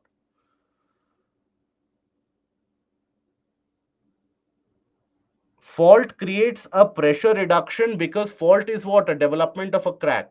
If there is a large rock which is placed on your hand, it will exert some force. But let's suppose there's a crack which develops on the rock. The amount of force exerted will reduce suddenly, isn't it? Yes, it is important for both pre and mains. So many of you are asking very random questions, and then you cannot say that we are moving slow. Okay, these are very, very random questions that you are asking, and it is just for the sake of asking questions that many of them are asking this. So, can movement of transform plate boundaries create fissure? Yes, it can. Does the magma will melt the cap of hard igneous rocks in the vent? Yes. Anubhav, your question was that whether the shield volcano will be observed in the case of the islands. They can. Learning notes will be sufficient? Yes. PPT will be sufficient? Yes. Will eruption damage ozone layer in case it punctures through it? Yes. And meanwhile, in a parallel universe, is it centrifugal force? Then why crust move towards equator? Although centrifugal force acts away from the center. My dear friend, that is what he proposed. Alfred Wagner, that is what he proposed. This reason that he cited was incorrect. That is why continental drift theory was rejected. Okay. I have said this in the previous session also. So whenever you have these types of doubt, you can always refer to the recorded videos. Okay. Now we come over to the portion of calderas. Okay, let's do one thing. Let's take a break before that so that we get back into the serious mood again. So we take a break and we'll be coming back in 15 minutes and then we will continue. And for all of you, I would suggest have a pinpointed answer. We will be able to solve it much easier rather than having a very vague answer that explain about the aspects of volcanoes. So I am not expected to write the answer in 250 words in the examination. If that is your expectation, please moderate your level of expectation. Okay. So have a pinpointed question. Wherever you have a question, don't worry about it. Have a pinpointed one. We'll get to it. Okay. What will happen if the melting point is lower than the surrounding nature? It will melt. The material will melt. Okay. Is there a differentiation between the dormant volcanoes in terms of no? There is no differentiation.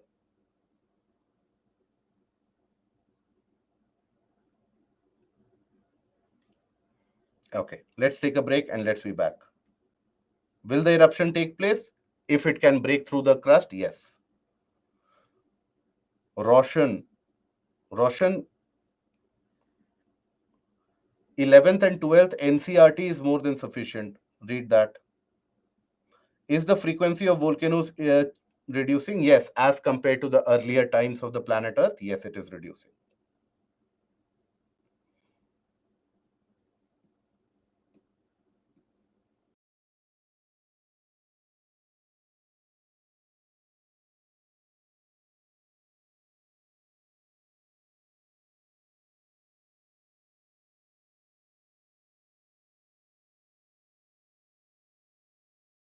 Or in the phase of the volcanic eruption.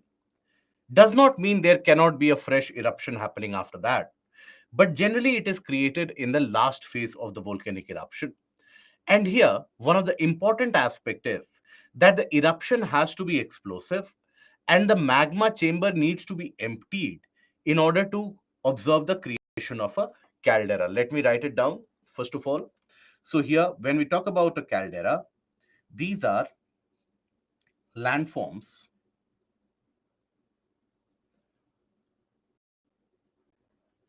landform created in the last phase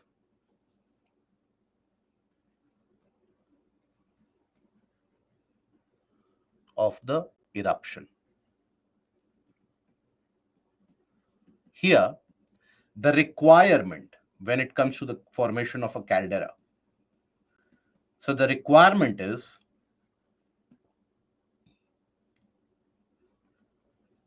magma chamber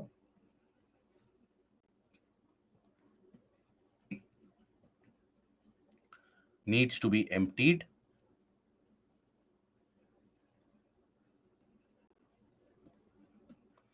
and also you need to have a very explosive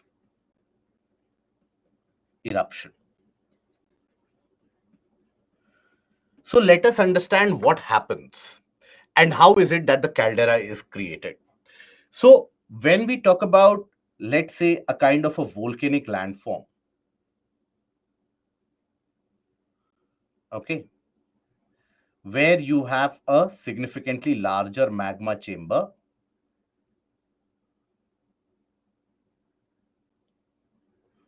a significantly larger magma chamber,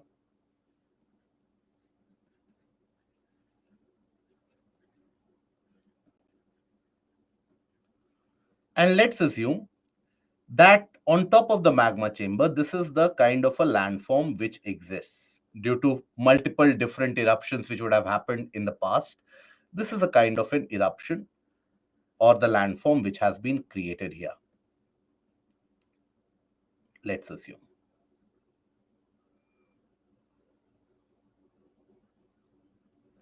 Now, if there is a very explosive eruption happening, let's suppose the eruption is very, very explosive in nature. Now, in those cases, will you observe a pressure exerted on this particular landform in case there is a very huge explosion? There will be pressure which will be exerted, isn't it? So, on this landform, you will have a high amount of pressure which will be exerted.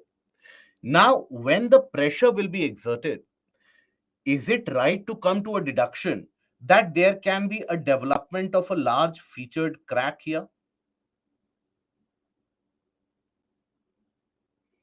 A large crack will be developed,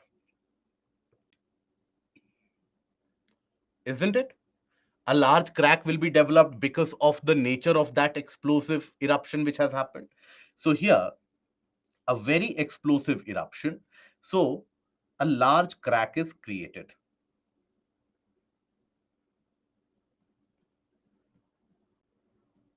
Created. Then, after that, when you have such a large crack which has already been created, that means that is a weak portion across that entire landform. Now, the magma chamber, let's suppose the final materials which were present, the final molten materials which were present, all of them have been thrown out in that last phase of explosive eruption. So now the magma chamber is emptied, right? So let's assume the magma chamber has been emptied.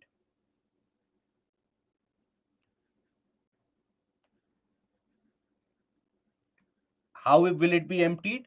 All the molten materials are thrown up. All the gases, molten materials are thrown up in that phase of explosive eruption. So once that magma chamber is emptied, so you have a kind of a vacant space.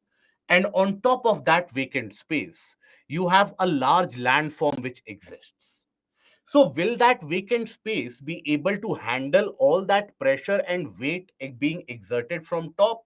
Or will that vacant space crumble within itself? What do you think? Will it be able to withstand the weight, or will that weight in a way lead to the crumbling of the landmass because there is nothing underneath? It will crumble, right? So here, basically, when you have creation of such a situation where the magma chamber has been emptied, so the overlying weight of it, it simply subducts and subsides. So the overlying weight, that will undergo a kind of a subduction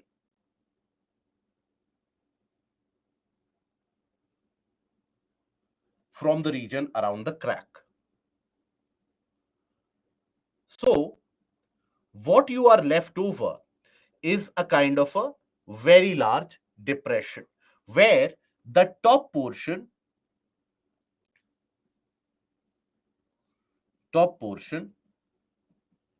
subsides due to empty magma chamber.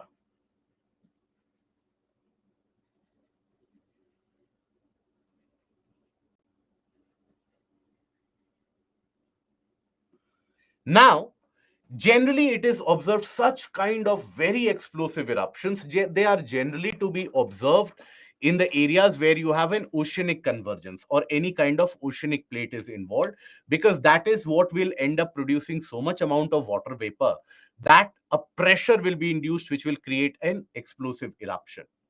So in these areas where you have an oceanic convergence happening, generally oceanic regions will lie in the surrounding region as well, in the surrounding vicinity as well. So that oceanic water ends up in many of the cases filling up that gap. Sometimes when, let's say, it is happening over the land area, in that case you will have the groundwater eventually which ends up filling up that region, creating a very large crater lake of sorts. So this landform which gets created where the top portion has gotten subducted in the last phase of eruption due to the emptying of the magma chamber, and the empty magma chamber means you have a vacant space which is unable to handle that particular weight anymore. So in those cases what you have is creation of a large caldera. Example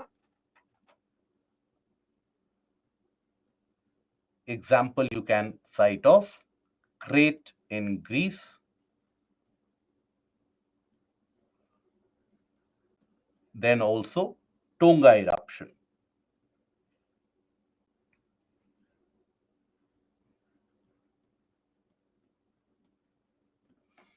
Okay, so that is basically here when we talk about the creation of a caldera.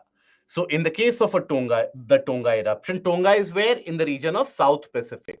So you had basically two various different vents or two volcanic landforms created in very close vicinity. You had the Hunga Tonga and Hunga Hapai.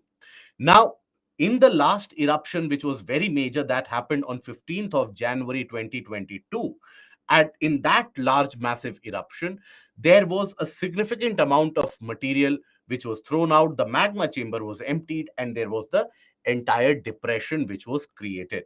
So, this is what is referred to as a caldera. Now, in the region of a caldera, generally because it is accompanied with the emptying of magma chamber, no frequent eruptions will be observed. Having said that, in the future, there can always be a possibility of a fresh eruption if the magma chamber is again recharged or if there is creation of molten materials again. There can be a fresh eruption which can happen. Okay, so I will recap it very briefly. When we talk about a caldera, this is created in certain cases when you have the last phase of the volcanic eruption which is observed.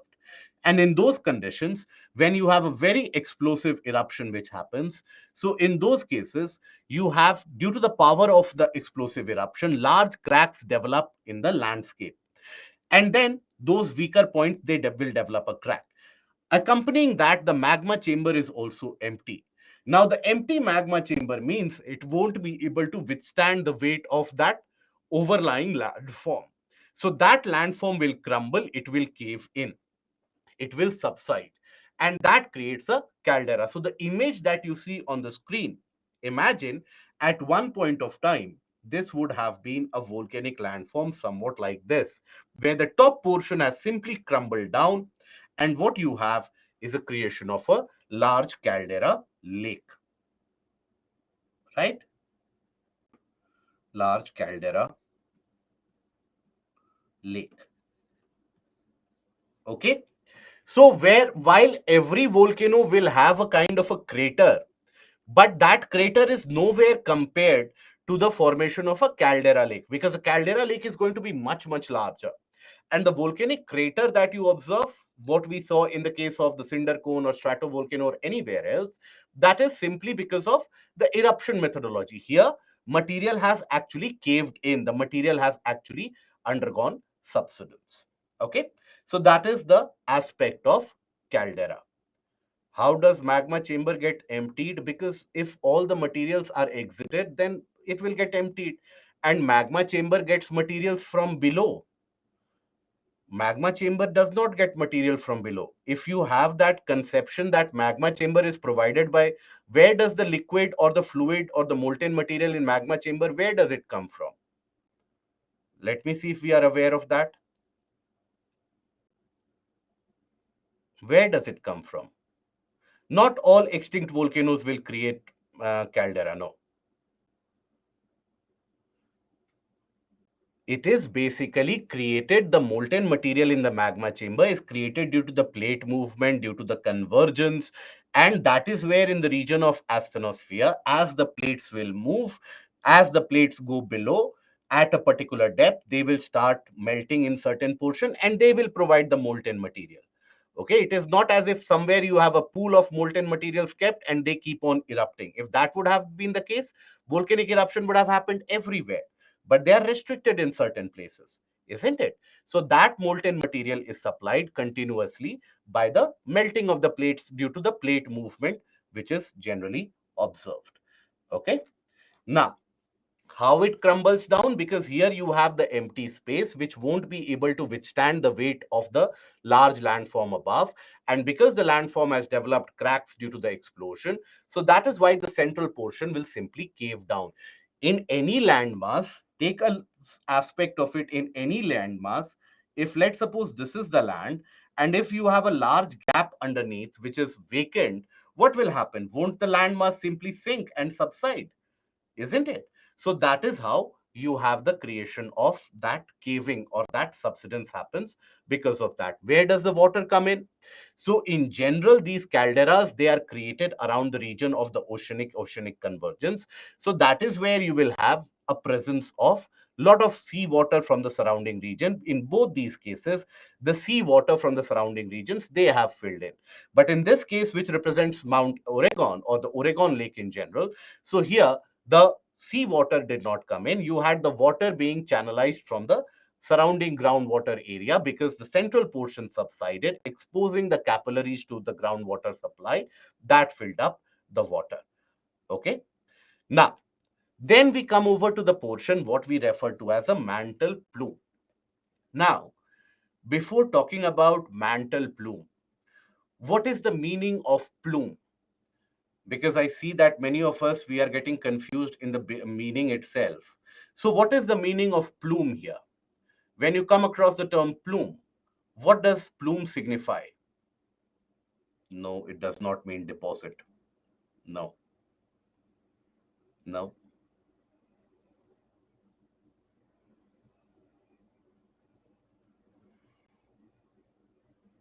Okay.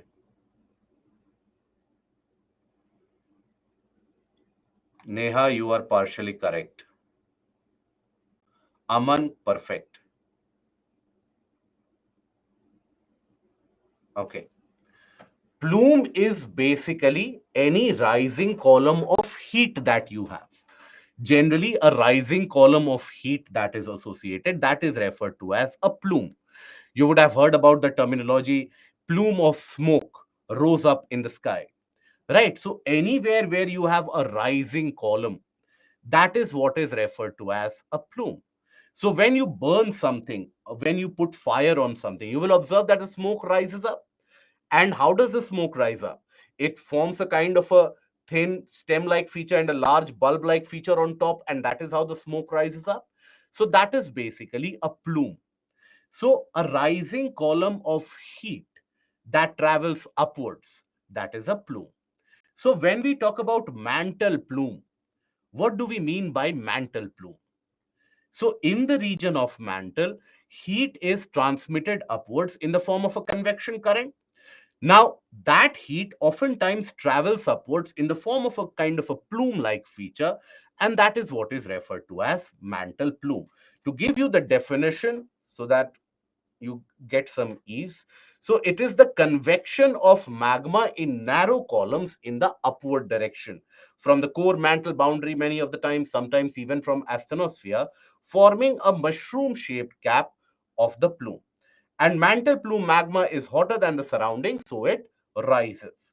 So here, when we talk about the plume and the representation of the plume, from the region of the Gutenberg discontinuity, that is the core mantle boundary, oftentimes you will observe there are rising sections of heat, rising columns of heat. That is what is referred to as a mantle plume. So if I have to elaborate it with the help of an image, so let's suppose this is your crustal portion. Okay, let's suppose this is your moho, and here you have the mantle.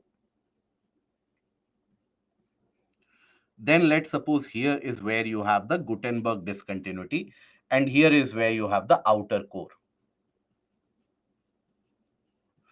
Now, we do know that in the region of outer core, we have a significant amount of heat which has been trapped ever since the formation of the planet itself. And what is that heat referred to as? That is what is known as the residual heat. So around this region, you have a significant amount of residual heat which is trapped.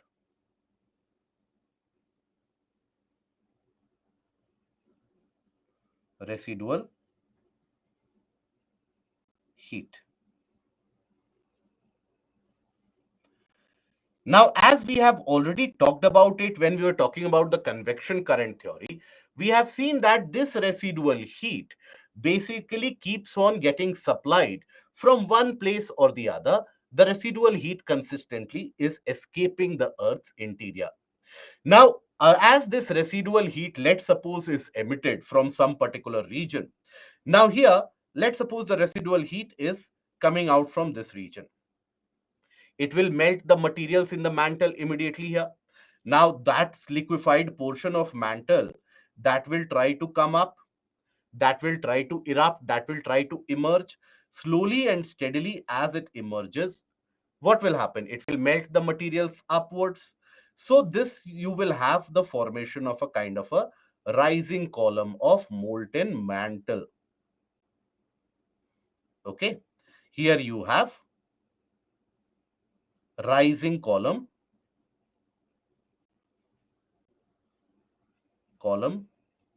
of magma due to residual heat.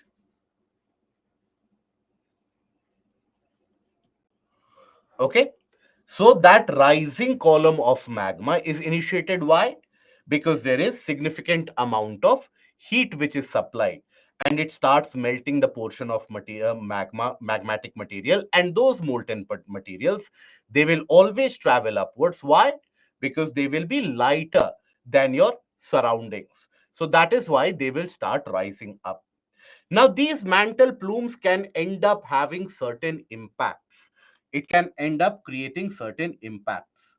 So, if I have to talk about the impacts of the mantle plume, can you think about certain impacts which it will create, these mantle plumes?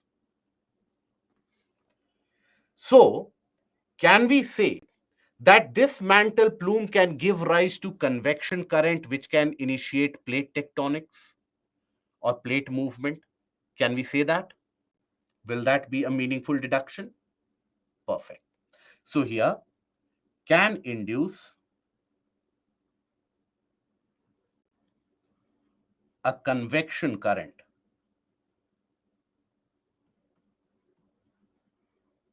in the mantle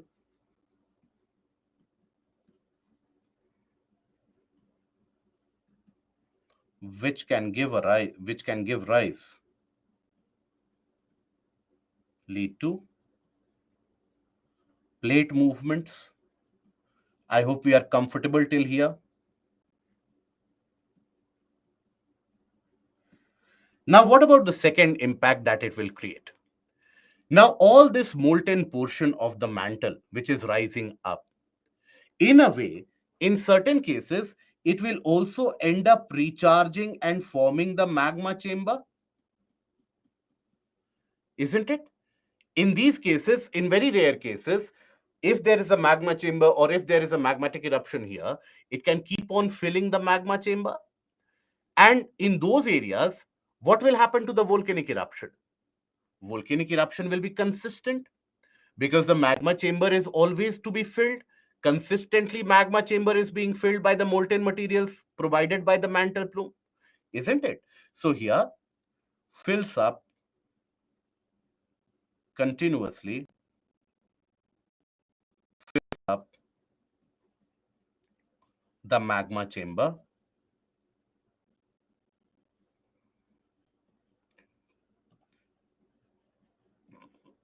leading to frequent eruptions at the same place.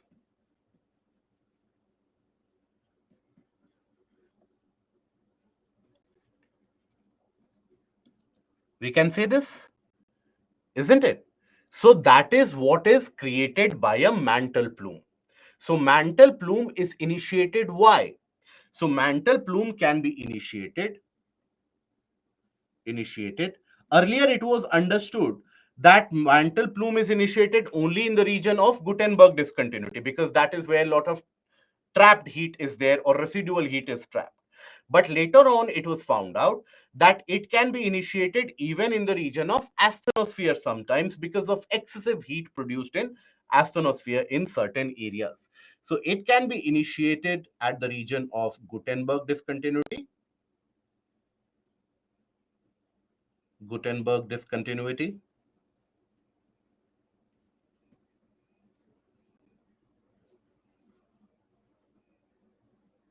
due to residual heat,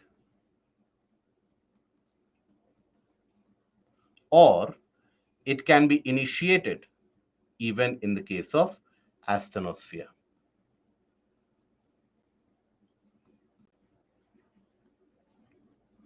Okay, so these are the places where the mantle plumes can be initiated. Then after this, here, when we have talked about the release of the residual heat earlier, while we were talking about the convection current theory, so that release of residual heat, first of all, in any particular place where it is observed, it can continue for hundreds of millions of years, right? It can continue for hundreds of millions of years. In the same region, the residual heat is consistently being released. But it might be possible that after hundreds of millions of years, from that region, let's say there is no heat which is released anymore, and from some other region, the residual heat might start getting released. So overall, the position or the location of the mantle plumes, they are considered to be permanent in nature when you consider our own time scale based upon our human lives. So the mantle plumes, their position will be fixed. But when you consider the time period in reference to the planet Earth's time and planet's Earth life cycle, then you will understand that these mantle plumes can end up changing ever so slightly. So that is the characteristic, or that is what is referred to as a mantle plume. Now, wherever a mantle plume exists, that is nothing but a rising column of molten materials, the rising column of the molten mantle, which eventually emerges close to the surface. So it can end up creating plate movements, it can initiate divergence, convergence, transform movement of the plates, it can end up creating volcanic eruption as well. In areas where they will influence the volcanic eruption, they will fill up the magma chamber to such an extent that very frequent volcanicity will be observed. And that creates what we refer to as the volcanic hotspots. So when you hear about the term hotspots, it basically ends up representing any of those areas where, or any of these events where the frequency is higher. Hotspot, right? Hotspot of or a hub of meeting activities where everybody keeps on meeting. Hotspot of crime, where crime is very frequent. So when you talk about volcanic hotspot, these are those places of volcanic events, or those places where the volcanic actions keep on happening repeatedly in the same region for hundreds and thousands and millions of years. Okay, generally you will find that the volcanic hotspots, they will lie above the region of mantle plume, and they leave behind a trail of landforms which indicate about the past volcanicity as well. So let us understand that. So hotspot is a volcanic area on Earth that generally exists over a mantle plume, which witnesses continuous volcanicity spread over millions of years. Okay, so here witnesses volcanic activity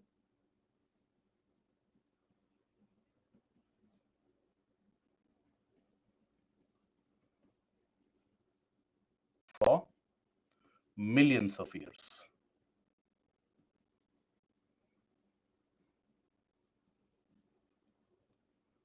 continuously. Why? As the magma chamber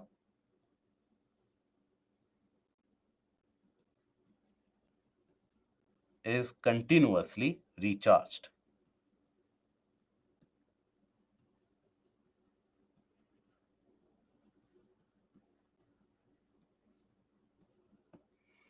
Where is the magma chamber getting recharged from? From the mantle plume.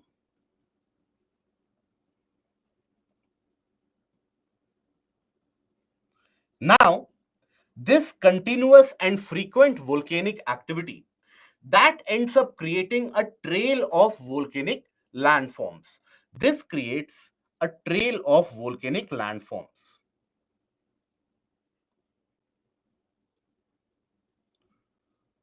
And that also, analyzing those volcanic landforms over a period of time, this also gives us an idea and information about the direction in which the land is moving, or the direction in general of the plate movement in general. Creates a trail of volcanic landforms. So understand this. For example, let's suppose in any particular region, if this is the land, let's suppose here is where you have the volcanic vent, and then you have a very full magma chamber, significantly full magma chamber, which is consistently being supplied by the molten materials from the region of the mantle plume. Now, initially, if suppose this is the plate, now initially, let's suppose there is a volcanic eruption which creates a landform like this. Now, it is here that volcanic activity or event will be observed. And here, the plates on top of which the volcanic landform is created, those plates will never remain consistently in the same position. Those plates will move in some direction or the other, but the plates will move. So let's assume these plates are moving in this direction. So after few thousand years, what will you experience? You will experience that this particular volcanic landform which was present here, this has shifted slightly, ever so slightly, right? This has shifted ever so slightly. Now, it can happen that it can still be connected to the ancient, or rather the older magma chamber. It can happen in certain cases. And there might be sporadic volcanic events happening here also. But the main volcanic event will happen where? The main volcanic event will happen here. So you have another landform created. But again, after some time, this plate will move. The plate movement is something which is observed. Now, after some time, what will you observe? The earlier two landforms which were created, they have moved further. In the meanwhile, there will be newer eruption here. Right. Again, this will be moving, the plate will be moving because the volcanicity is almost continuous. It is consistently fed by the magma chamber from below. So again, due to the plate movement, let's suppose all of this has moved. Let's suppose. Now, in these areas, no volcanic events are observed anymore because they are now not connected to the magma chamber. But where the magma chamber lies, there can be a fresh eruption. So like that, what you observe is a trail of volcanic landforms as the plate tends to move.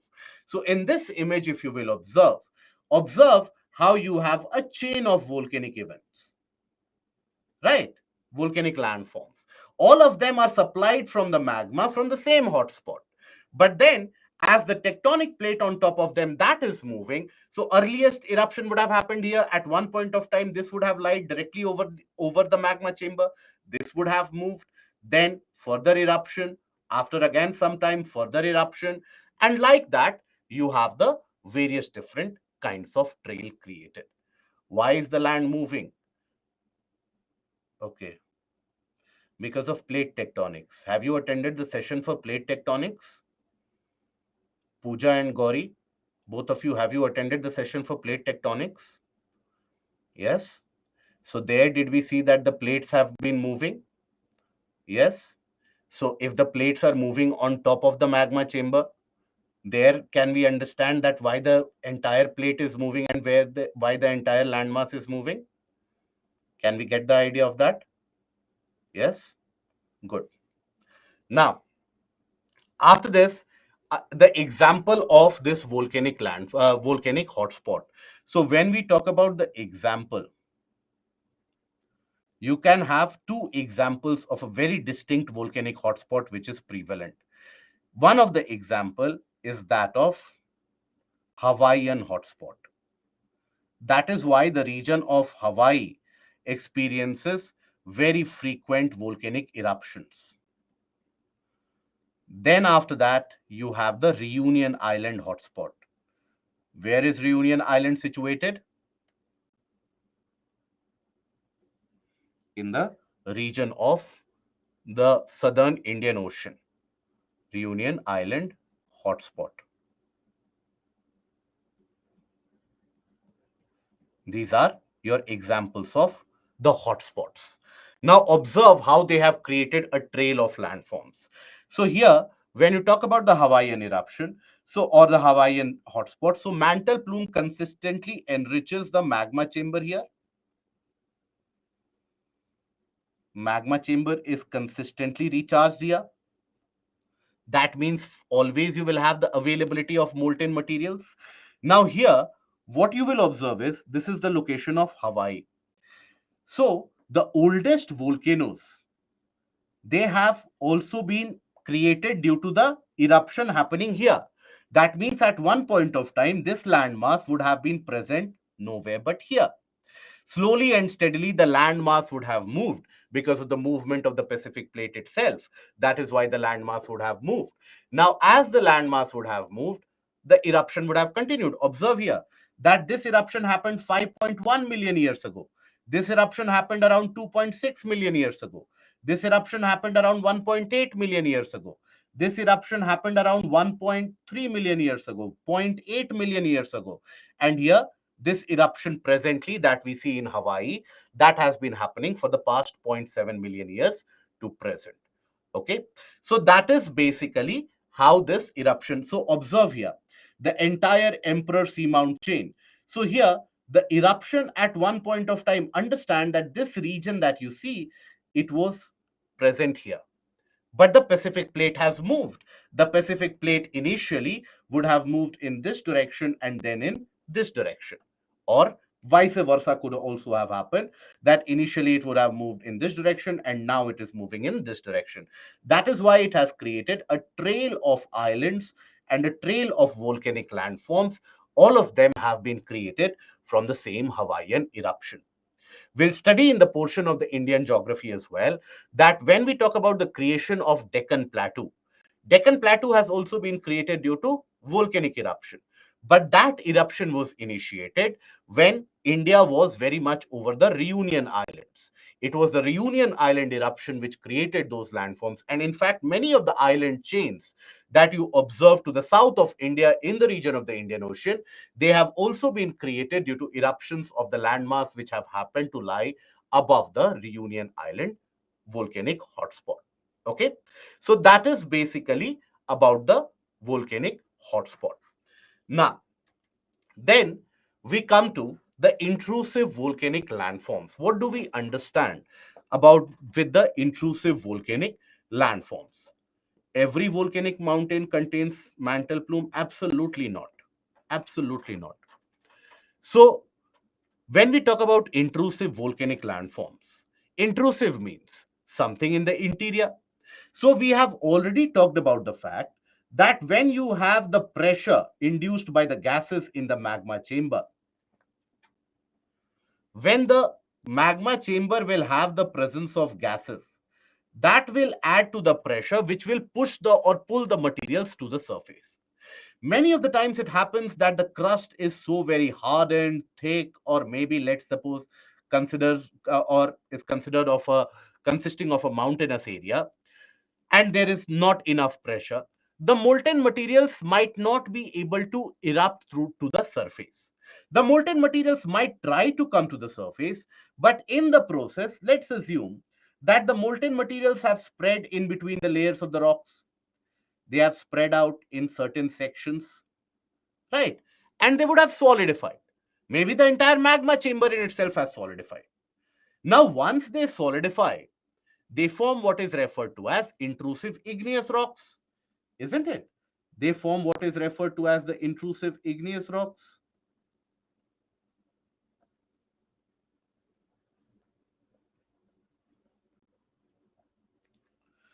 Now, these are referred to as the intrusive volcanic landforms. Now, how do we come to know whether there has been a solidification taken underneath the planet's surface or the Earth's surface or not? So, over a period of hundreds and thousands and millions of years, let's suppose this has solidified.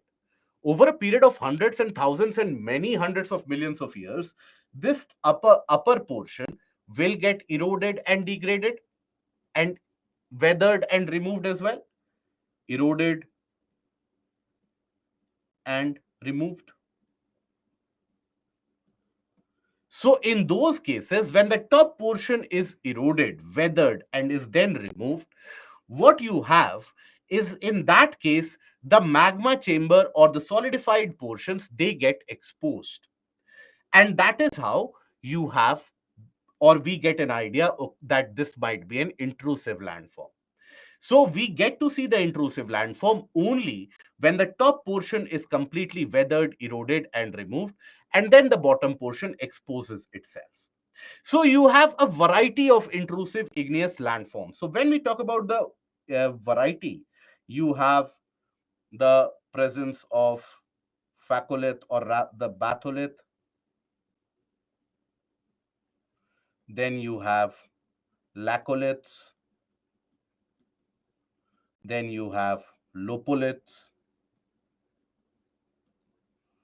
Then you have facholiths. Then you have sills and sheets. And then you also have the presence of dikes. Now, all these various different landforms that you see, they are classified based upon the shape in which the solidification has happened, or based upon the shape that they have attained while cooling down, right? So one of the major classifying factors or the differentiating factor is the shape in which the solidification has taken place. So solidify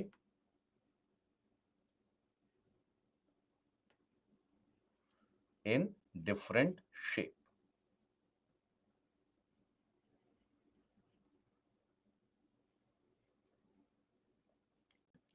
Okay. For example, when you have, let's say, the entire magma chamber in itself, when it solidifies, that ends up creating a dome-like feature that we refer to as batholith. When the molten materials, they spread out in very thin layers and then solidify, that is what we refer to as sheets. When they solidify in a kind of a vertical section like this, where they try to come out but they solidified, that is what we refer to as dikes, right? So that is how, depending upon how they have solidified, where they have solidified, you have the classification. So here, if you will observe, for example, take the case of this particular image where you will observe that this is the ancient or the old magma chamber, right? Now the molten material, they have tried to come out in various different sides, in various different directions, and as they have tried to emerge, as they have tried to come out, they have solidified in the process. In few areas they might have come out, but otherwise they have solidified, and that shape in which they have solidified, that gives the name laccolith, dike, batholith, and so on. So when you have a batholith, so that is where the entire magma chamber in itself cools down and solidifies. That is what forms a batholith. So it is a large body of magmatic material that cools in the deeper depth of the crust molds in the form of very large domes. They appear on the surface only after the erosion and the weathering process or the denudation process eliminate the overlying materials, and the underlying materials, they expose themselves. This is an example of the dome-like feature indicated in a batholith, right? So you can imagine that at one point of time, there would have been significant amount of land mass on top of this. Okay, so over a period of time, lot of this land mass getting eroded, weathered, broken away, and also the elevation of the underlying layers, that is what has exposed this batholith for the current viewing.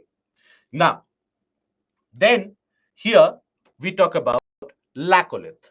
Now, laccolith is again a solidified portion of the magma itself, but here the solidification takes place where the molten material from the magma chamber tries to come up but is unable to break through the surface, but rather starts to solidify, right? Solidify in the form of a dome-like structure. So here you will find that the solidification happens in a kind of a dome-like structure. So that is again an intrusive landform. When the top portion is removed or eroded away, this is what the dome-like feature will appear to look like. That is what is referred to as laccolith. This is your example of laccolith. So at one point of time again, imagine that at one point of time in the past history, all of this would have been covered by thick deposits on top. And the top portions would have been eroded, weathered, disintegrated, and now these portions are exposed. So that is your laccolith. Then after that, we have the lopolith.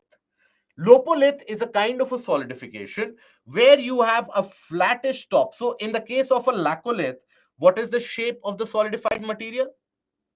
Shape of the solidified material is having a flat base and a kind of a dome-like top. Okay, that is what a laccolith is. When we talk about lopolith, here it is the opposite, exact opposite. So here what you will have is a kind of a flat top and a shallow base that you have, which will be connected to a magma chamber or ancient magma chamber. So the shape of solidified material, if it happens like this, then it will be referred to as lopolith. So this can happen when the top crustal surface above it would be so very difficult to break through that maybe even there is no dome formation. So that is why the flat top. So this is the lopolith. Lopolith. Then after that, we have the phacolith. Here also solidification takes place, but solidification takes place within the layers of the rocks. Now the rocks in many of the cases, they have a kind of a compression. They experience a kind of a compression. So in general, if I take the example, let's suppose rocks will always, when they are getting compressed, they will indicate a feature which is varied somewhat like this. So if let's say in this type of feature or in this type of material, let's suppose the rocks are somewhat like this, compressed from both sides. So the rocks are getting arranged like this. So here, whenever you have such kind of a fold, so you will have an overlying portion or upward portion and a downward portion. This is what is referred to as an anticline. And this is what is referred to as a syncline. So many of the times, these molten materials, they will solidify here, gaining a kind of a saucer shape, or they will solidify maybe here within the layer of the rocks. So the solidified portion, they will indicate a shape somewhat maybe like this, or a shape somewhat like this.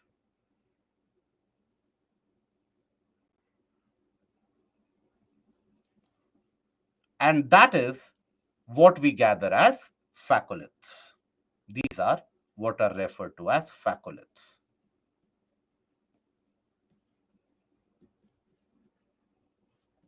Okay. Then furthermore, after that, we talk about the sills and the sheets. So when we talk about sills and sheets, so many of the times the molten materials, they will rather spread themselves within the layers of the rocks in itself, how the layers of the rocks are, and how you have the various different types of layering in horizontal section. It will start spreading in between. So when they spread out in thick horizontal manner, That is what leads to the formation of a sill. So that thicker portion of solidified material that you observe, that will be referred to as a sill. And when they spread out in very thin films, that is what is referred to as sheets. Okay, so that is basically what you have as sills and sheet. Example, the image that you can see here, observe this particular image here. Observe this stretch. Now this represents a solidified horizontal portion, where at one point of time this would have lied under the land surface, significantly under the land surface, and at one point of time the molten materials would have spread there, solidified. So this is an example of sills. When they are very, very thin, that is what is referred to as a sheet. When they are thick, they are referred to as a sill. So in all these, please understand, the same process is happening. Solidification is happening inside the Earth's surface. But the shape that they gain while solidifying, that gives them different name and different classification. When we talk about dikes, dikes end up representing a vertical column of solidified magma.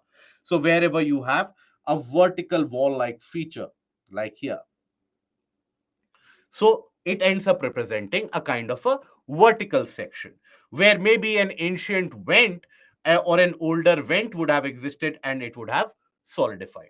So the pattern in which the solidification is happening, that is associated with the name. So again, a very quick recap. When the entire magma chamber solidifies, batholith. When the magma tries to come out but forms a kind of a dome, then you have lacolith. Then when you have a kind of a solidification where the top is flat, the bottom is having a convex shape, that will be a lopolith. When the solidification will happen in between the foldings of the rocks in the upward fold or downward fold, phacolith. When the solidification will happen in the horizontal section, a thicker solidification, sill. A thinner solidification, sheet.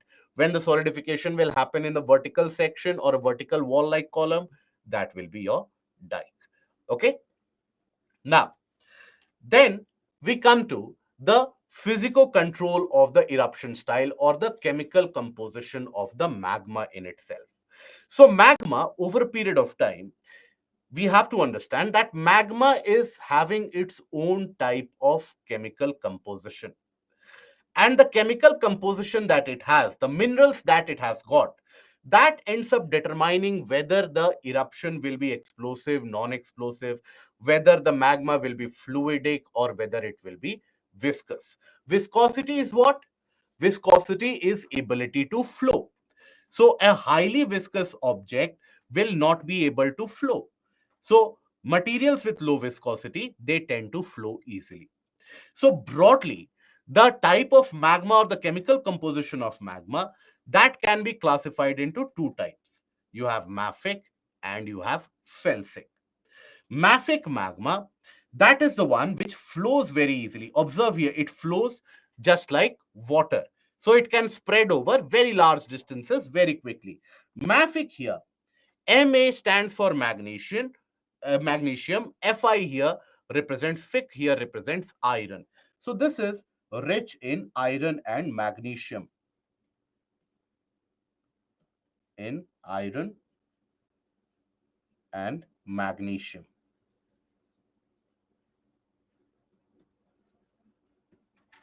Okay, that is something which is rich in iron and magnesium and is poor in terms of silica content.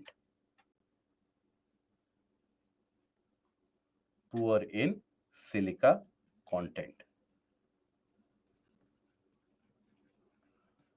Now this lava which is created, that will flow easily. Flow easily. And when it flows easily, basically, it will always be accompanied by non-explosive eruption.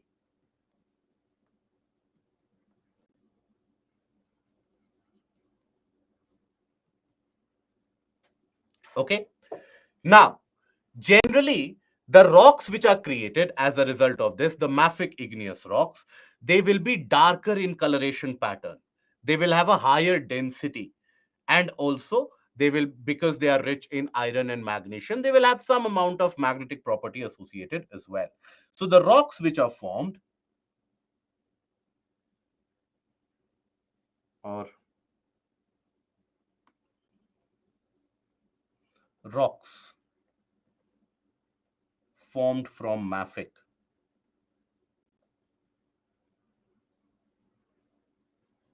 that will be having higher density,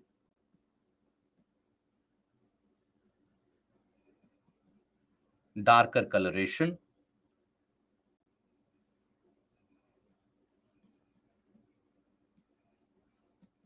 right? They will have darker coloration in them. Magnetic property will also be associated. Then you have ultramafic as well, where the percentage of silica is even further down, the percentage of iron and magnesium is even further up. And that is where, because they can flow easily, they won't have any air trapped in between them. That is why when they will solidify, they will have a very high density. But when we talk about felsic, here the viscosity is high, means it does not flow easily. And when you have that kind of a jelly like formation, or that kind of a globule like formation, it will have lot of air trapped, right? That is why it won't flow easily. Lot of air trapped in between.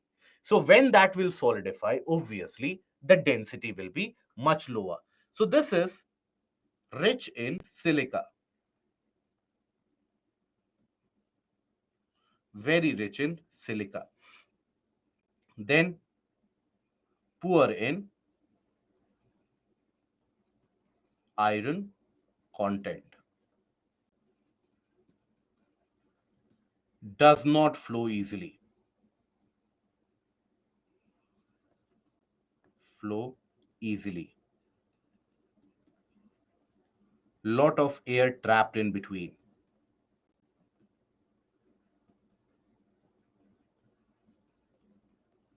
Trapped in between. Which basically means always you will have an explosive eruption.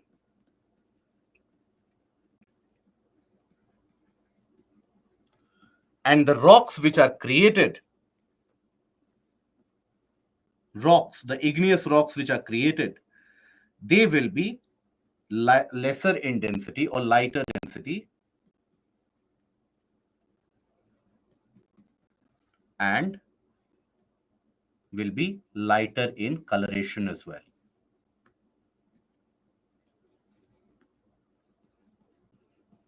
Lighter coloration pattern as well. So that is the characteristic.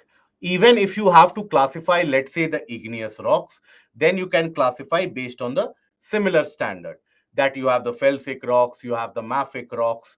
Now mafic rocks, now here you have to understand that it is their mineral composition which determines the flow pattern, which determines the behavioral pattern. So here magma types vary from mafic magma, which have very low silica and high iron and magnesium content, to felsic magma, which have higher silica and low iron and magnesium content. Now, viscosity of magma is an important factor, and silica content determines the viscosity. Silica content determines viscosity.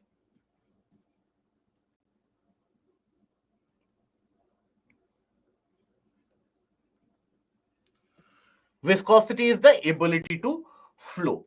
Now, in the case of felsic, what you have is that in those molten materials, lot of air is trapped. So let's suppose here you have a molten material.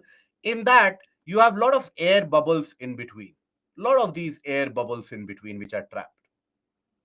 Now, obviously, it is not like a plastic that you can compress from both ends and the air will escape. The air has been trapped there. So for this to move, it will take a lot more amount of time, and when this will solidify, it will solidify with the air bubbles in between them, so the density will also be less, isn't it? So that is basically about the eruption style.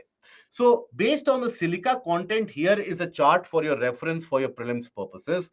So based on the silica content, you can see if the silica content is very low, that is the mafic magma, the viscosity is low, means it can flow easily. The gas trapped is also low, and it will be a non-explosive eruption. Then if the silica content is high, you will observe it is a felsic magma.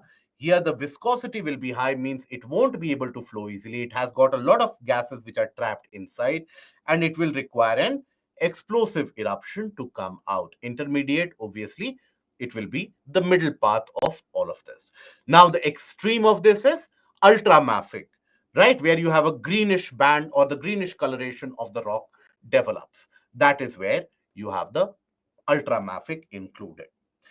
Then we come to another important portion, and that is about the distribution of volcanoes, the global distribution of volcanoes. Now, globally, where is it that you will experience volcanic eruptions to occur? You will experience them to happen across the plate boundaries. Where? Which plate boundaries? The oceanic convergence and divergence in chief. That is where majorly you will find. Along with that, you will also find the volcanic eruptions to be happening across the region of volcanic hotspots. So here, you will find the eruptions to occur in the region of convergence, or better to write oceanic convergence, oceanic convergence, divergence of plates,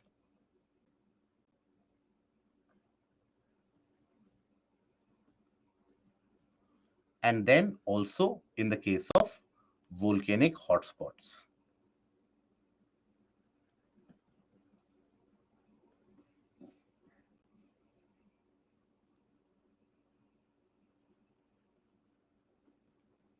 Okay. So when we talk about oceanic convergence, here you can take the case of many areas of volcanic eruption. For example, you can observe that in the entirety of the region around the Pacific Ring of Fire, okay, in the entirety of the region where you have the Pacific Ring of Fire,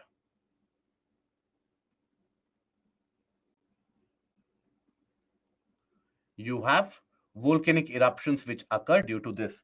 Tonga eruption, or be it the Pinatubo eruption in the region of Philippines, all of them are initiated due to convergence. Now, convergence also leads to eruption in this portion of Mediterranean.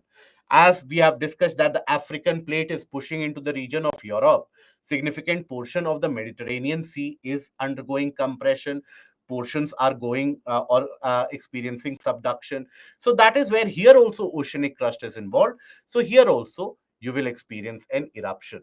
So the region of Mediterranean,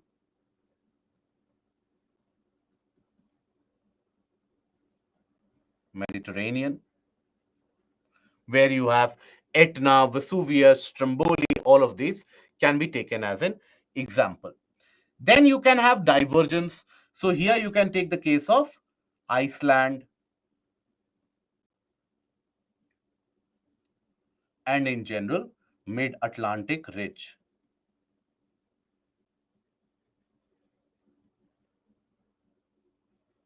Mid-Atlantic ridge. Then you have volcanic hotspots you can observe. Volcanic hotspot in the region of Hawaii. And there is also another hotspot here in the Indian Ocean, that is the Reunion Island. So here Hawaii and Reunion Islands.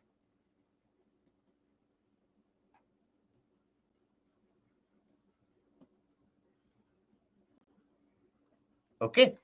So that is where you experience that distribution of volcanoes or existence of volcanoes. Now observe here the entire region around the Pacific Ring of Fire, this entire area wherever there is convergence happening. Okay, that is the Pacific Ring of Fire. In this area, why is it that there is some eruption in this area? Because of the region of the Nazca Plate and the East Pacific Rise, the East Chilean Pacific Rise or the Chilean Rise. Then here also there's convergence happening. Around this region, you have the oceanic plate here converging. Now, then Barren Islands is the northernmost volcanic eruption here. Now, then the eruption in this portion is because of the African Rift Valley. Eruption here is because of the mid-Atlantic ridge, which is there. Eruption here is because of convergence again. So, if a question is asked in the examination that discuss about the global distribution of volcanic events or the global distribution of volcanoes, so you have to talk about that how the volcanic events are observed in various areas and what are the reasons for the same. You can take the examples also, provide a rough map of the world, and then you can justify your answer. Okay.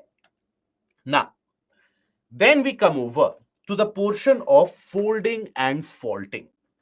What do we mean by that? What is folding and faulting? So, till now, all the various events that we have studied, they have been initiated because of the forces which have been acting from the interior of the planet. That is why all of these have been initiated, isn't it? Because there is continuous existence of forces acting from the interior, the endogenic forces.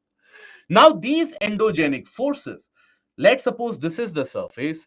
Many of the times, these endogenic forces, in certain areas which are not the plate boundaries, they create a kind of a tensional movement, or a kind of a compressional movement, be it the plate boundaries or non-plate boundaries. So, that tensional and compressional movement lead to the deformation of the crust, and that leads to creation of folds and faults. So, the tensional, so, due to endogenic forces,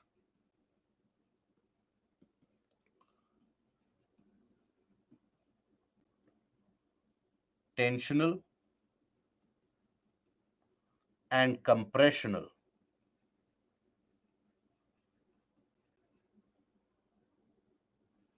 forces act on the crust.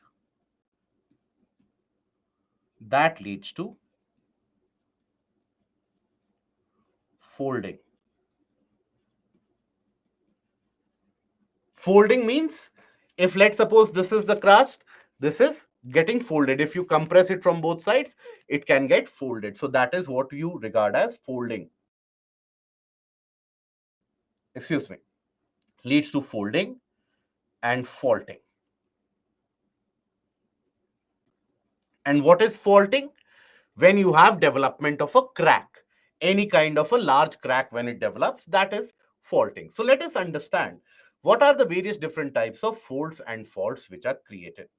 Folding basically is kind of a bend which is created in the earth structure, which is created in the rock in the response of the compressional force, which is compressing from both sides. Now, any fold that is created will have an upward rise, will also have a downward rise. Think about it. If let's suppose there is compression which is provided here, it will have an upward rise, it will also have a downward portion. So that upward rise, the upthrown portion, that is what is referred to as an anticline. That is known as the anticline. And the downward sunk portion, that is what is referred to as a syncline.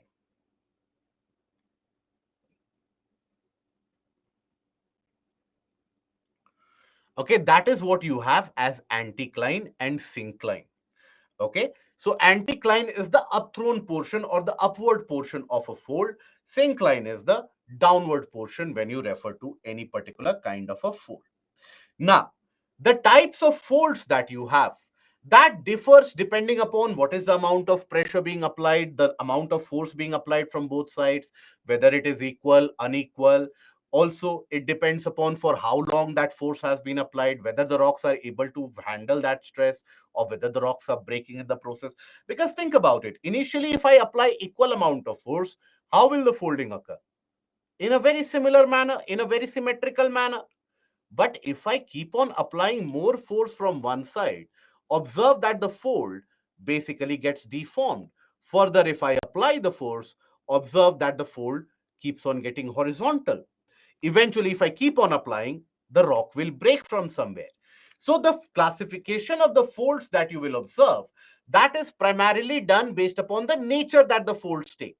the angle that the folds make. And it is largely determined by the application of forces, the amount of forces, the magnitude of forces being applied from both sides. For example, take the case of a symmetrical fold. Symmetrical fold is created when you have a symmetry in both the arms of that anticline. You have a symmetry. So observe here, while on top of the surface, on the ground surface, you will observe something which is very normal and natural and plain. But observe the folding that the rocks have encountered and have undergone. You will observe there is a kind of a similarity, isn't it? So this is created when you have equal amount of forces acting from both the sides. When you have equal magnitude of forces acting from both sides. So that is what ends up creating a kind of a symmetrical fold structure. Example, you can take the case of Andes. In the region of Andes, in certain regions of Shivaliks also, you will find symmetrical fold. So Andes, Shivaliks, for example, there also in certain areas, you will find the symmetrical fold. But over a period of time, as the force is being applied, it gets asymmetrical. The angle is not symmetrical anymore. The angle is not equal anymore. So that is where over a period of time, when the forces, the magnitude of it gets distorted, or there is any kind of imbalance, then whenever there is a variation in the compressional stress from either side, you have an asymmetrical fold. So observe the asymmetrical fold on your screen. So here you will observe the nature of the fold. So it is somewhat like this, isn't it? It is not symmetrical anymore. On top of it, on the surface, you won't get an idea whether it is asymmetrical or symmetrical. But underneath that, all these rocks, observe here, they have a kind of an asymmetry here. So that is the asymmetrical fold. So in the ranges of Himalayas, you will find many of them. Even in the case of the Alps, you'll find many of them. In fact, in Himalayas, because the process of formation has been carried out for some time, the amount of pressure is also variable. So Himalayas are one of the ranges where you will find the evidence of all different kinds of folds to exist. So here, example can be Himalayan and the Alpine Cordillera in general. Okay. Now, this is your fold. Then you have the recumbent fold. Recumbent fold is also what is referred to as the sleeping fold or the horizontal fold. Because here the folding has happened so much, and from one side there is so much extent of the folding that the fold has almost become horizontal. That is why it is also referred to as a horizontal fold or a sleeping fold. So this is where the folding has become almost horizontal because of the forces applied. Now, this is your recumbent fold or what is also referred to as a sleeping fold. Now, let's assume here further there is significant amount of compressional force which is happening. What do you think will happen beyond this?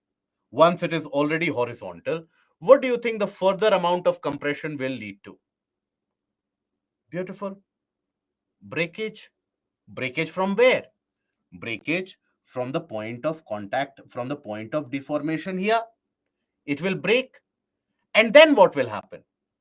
This portion will start getting shifted or pushed.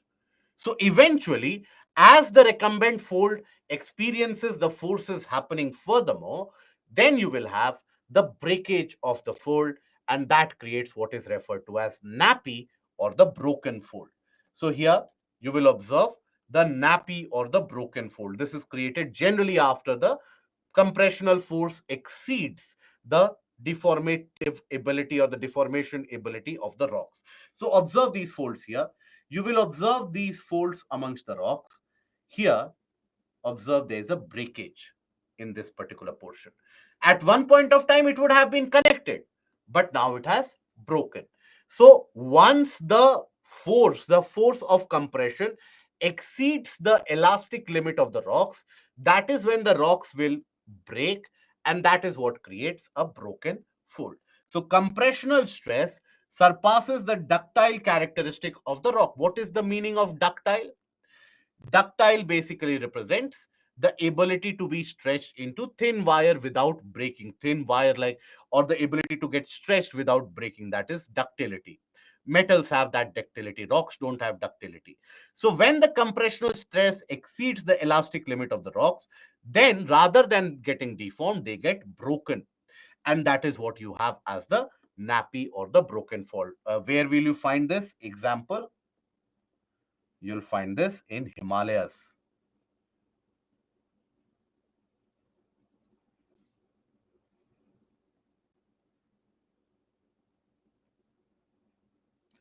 Okay. In Himalayas, you have multiple different such broken folds where on top the mountain might appear to be like this, but underneath the rocks have underwent such huge amount of compression that a lot of these broken folds you will come across. Okay. Then we come to faulting. And here is the written text that all of you had been vying for, that give us the written text. We don't care of what is being told. So recumbent fold is also example. You can take the case of Himalayas. In fact, in many of the regions of Himalayas, you have evidences of the rocks being pushed for many kilometers from the point of breakage, which tells you the amount of compressional force. So here we come across the portion of faulting. What is a fault? Fault is nothing but a development of a large crack. Now, that large crack anywhere can come into existence because of compression, can also come into existence because of expansion. So, let's suppose this is a particular land surface. Now, if I start pulling it from both sides, that is the tensional force, what will happen? It will develop a crack, it will break. Or if this is a kind of a rock which cannot get folded easily, but I compress it. Suppose this is a kind of a rock. Now if I compress it, it will get folded. But take this case of a plastic pen. If I compress it, will it get folded? No, it will break. So that breakage which happens, it develops a kind of a crack, and that is what we refer to as a fault. So here, you just the development of a crack is not referred to as a fault. So you have different types. For example, so here, a sudden stress on the rocks, they may reach the rupture point due to which the rocks can crack because of the tensional or compressional force. Due to tensional or compressional force.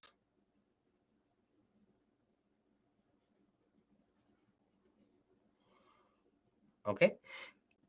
Now, in case if there's a breaking of a rock in any particular place, let's suppose in case there is a breaking of the rocks here, just like this, it won't be referred to as a fault unless and until there is a relative movement on both sides of the surface. It won't be referred to as a fault, it will be referred to as a joint. So if there is breaking of rock without a relative displacement on either sides of that crack, it is referred to as a joint. Then, if there is a development of a crack in such a way that one portion moves with respect to another, that is what is referred to as a fault. So when we talk about a fault, fault is the one where there is a crack which develops and there is a respective movement associated on both sides of that crack. So that is basically a fault. So let's suppose you have a rock like this, a large crustal portion like this. Let's suppose there has been a development of a crack throughout and there's a movement. Now, after some time, you will observe here, it will lead to a kind of a structure somewhat like this, where there has been some amount of movement.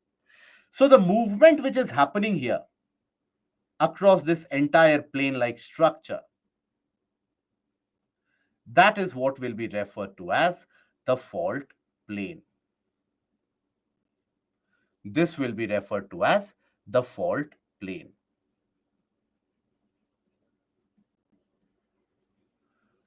Okay, that is how faulting occurs. Now, faulting can occur both due to tensional and compressional stress. Now, where is it that, let me ask this question, where is it that this compressional and tensional stresses are born from? Why is it that we have the compressional or the tensional stresses that we experience? All the compressional and tensional stresses that we have been talking about. Why is it that we have the compressional and the tensional forces? Convection current, very good. Endogenic forces, perfect. Perfect. Very good. So, because of endogenic forces, correct.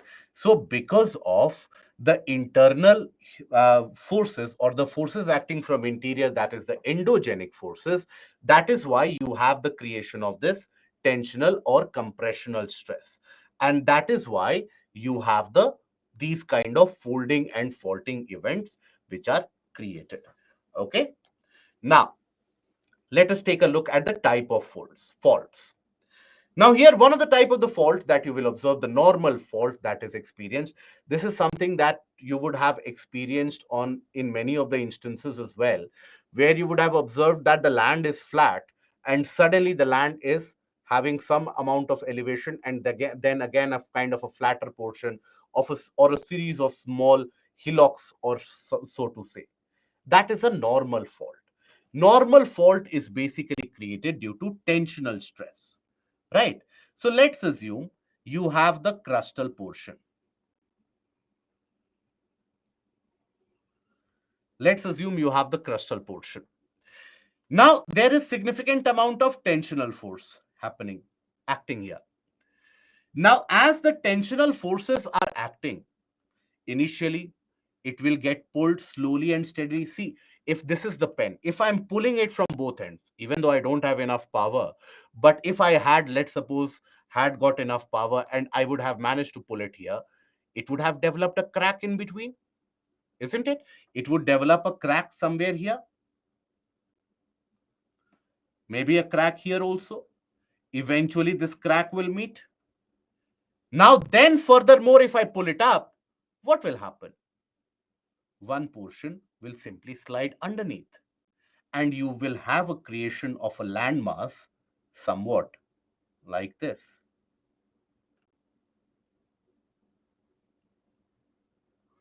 where if you observe this,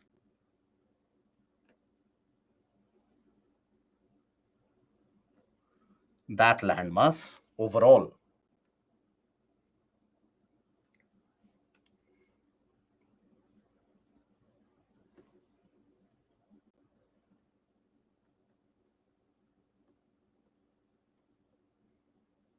let's assume somewhat like this, a portion of the landmass would have simply subsided or subducted,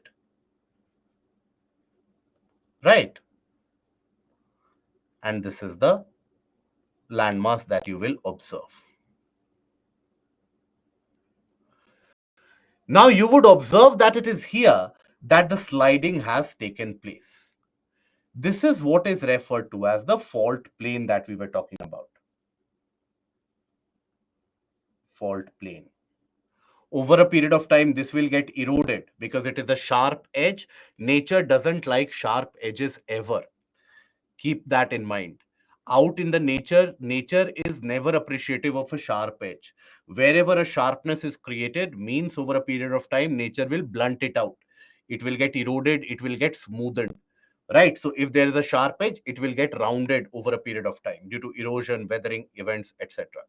So after a period of time, you will observe the creation of a landform somewhat maybe like this. Now, this is an uprised portion where over a period of time due to erosion, maybe you will have certain peak-like features which will develop. But these peak-like features, can we consider them as mountains? No, these have been created due to fault.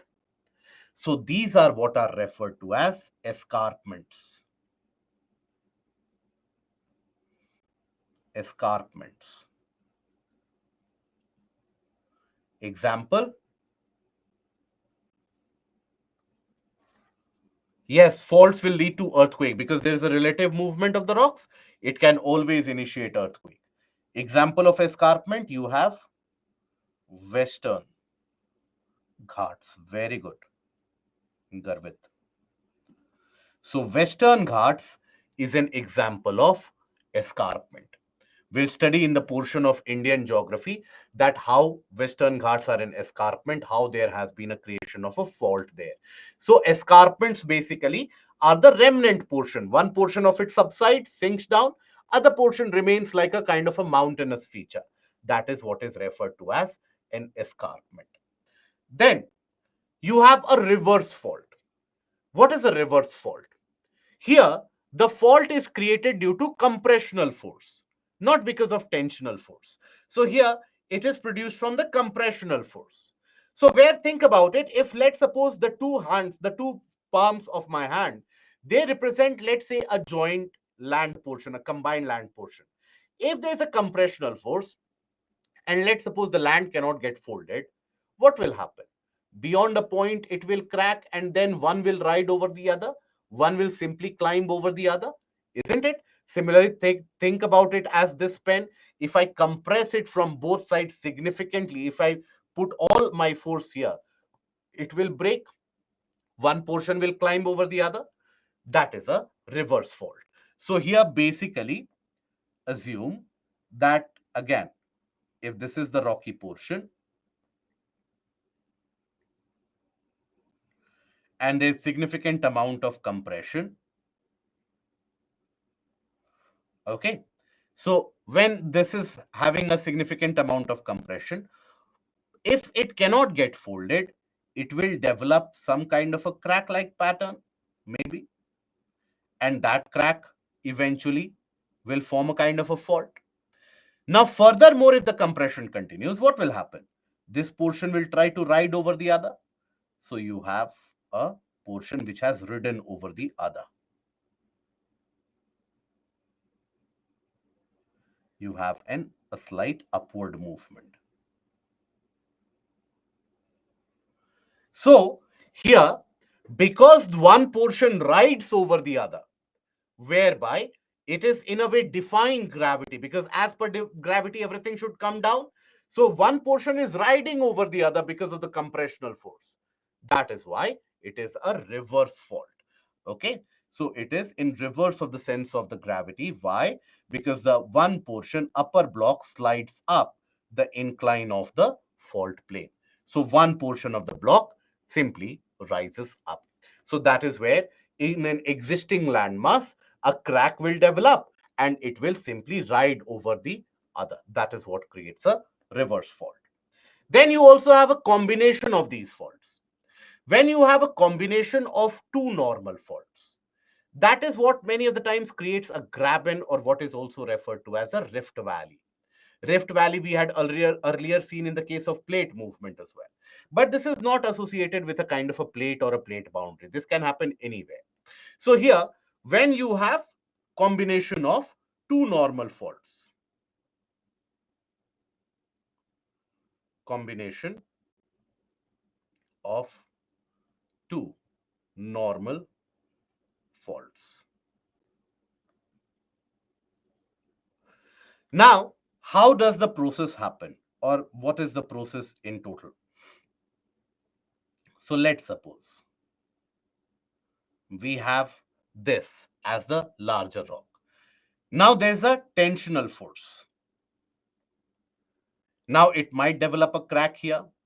It might end up developing a crack here also. Over a period of time, over the period of hundreds and thousands of years, this, due to the tensional force, the crack will further deepen. Right? Now, after that, again, as there is a tensional force, what will happen? Imagine this. What will happen in this case? The central portion simply will subside. As the other portions are drawn apart, the central portion will simply subside. It will sink. Perfect. So here, what do you have? You have a creation of a kind of a depression, a valley-like structure. So that is what you refer to as A rift valley.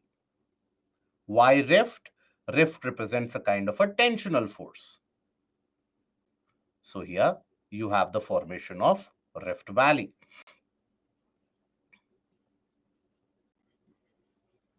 So rift valley or a graben fault is a combination of two normal faults. Example, you have Narmada Rift Valley.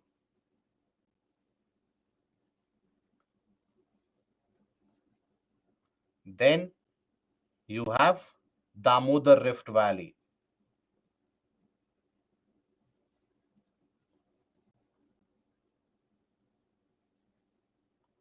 Okay, these are your examples of graben. Now, here we saw the combination of two normal faults. Similarly, we can also experience the combination of two reverse faults in the sense that let's say there is compression in a larger area. Let's suppose there is compression. Okay, let's suppose there is a compression.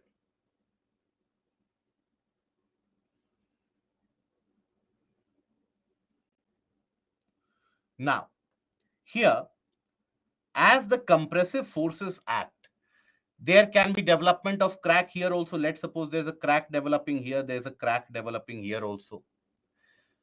As the compressional forces continue, the cracks will further deepen, right? They will create a kind of a fault. Now, after that, if you continue to compress, what will happen to the central portion? If you continue to compress, what do you think will happen to the central portion? The central portion will be thrown upwards, isn't it? It will be thrown upwards.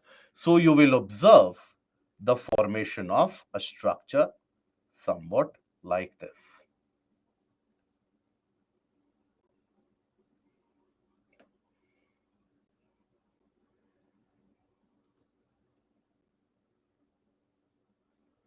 A structure somewhat like this. Now here, oftentimes that is what is referred to as the Horst fault. And this kind of a upraised portion, it does not resemble a fold mountain. But over a period of time, due to erosion, here also you will observe development of peak-like features. So this is what is also referred to as a Horst fault or a block mountain. Example,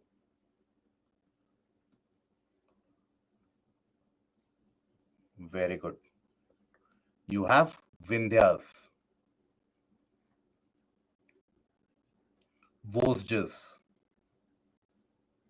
Yes, sometimes it can end up creating a kind of a plateau-like structure, but mostly it will create a block mountain.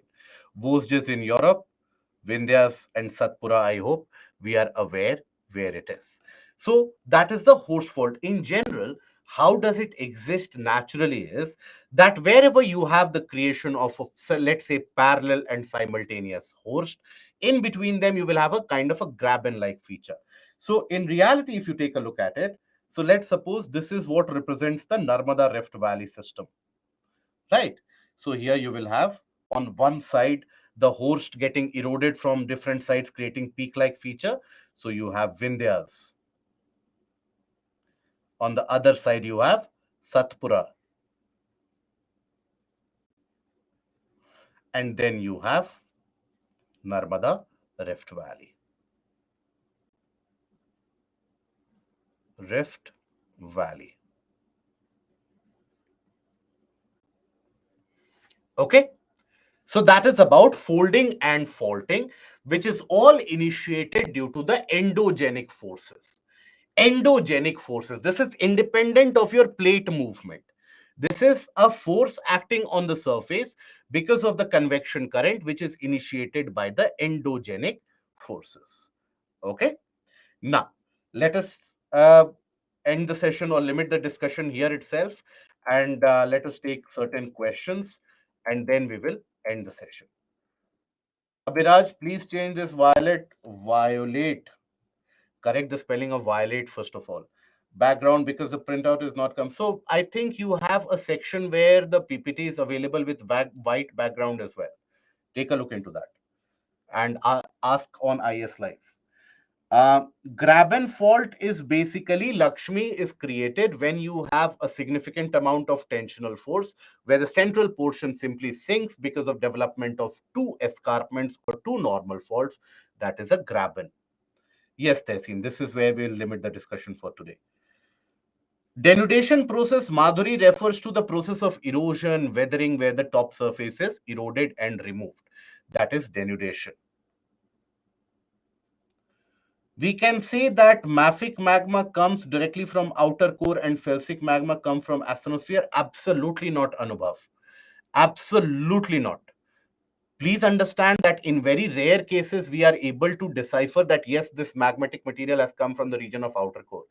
But majority of the magmatic material that is erupted, that is pushed up, that comes from the region of the asthenosphere itself. Only in the hotspots, you also have the condition where it is provided from the region of outer core, around the region of Gutenberg discontinuity.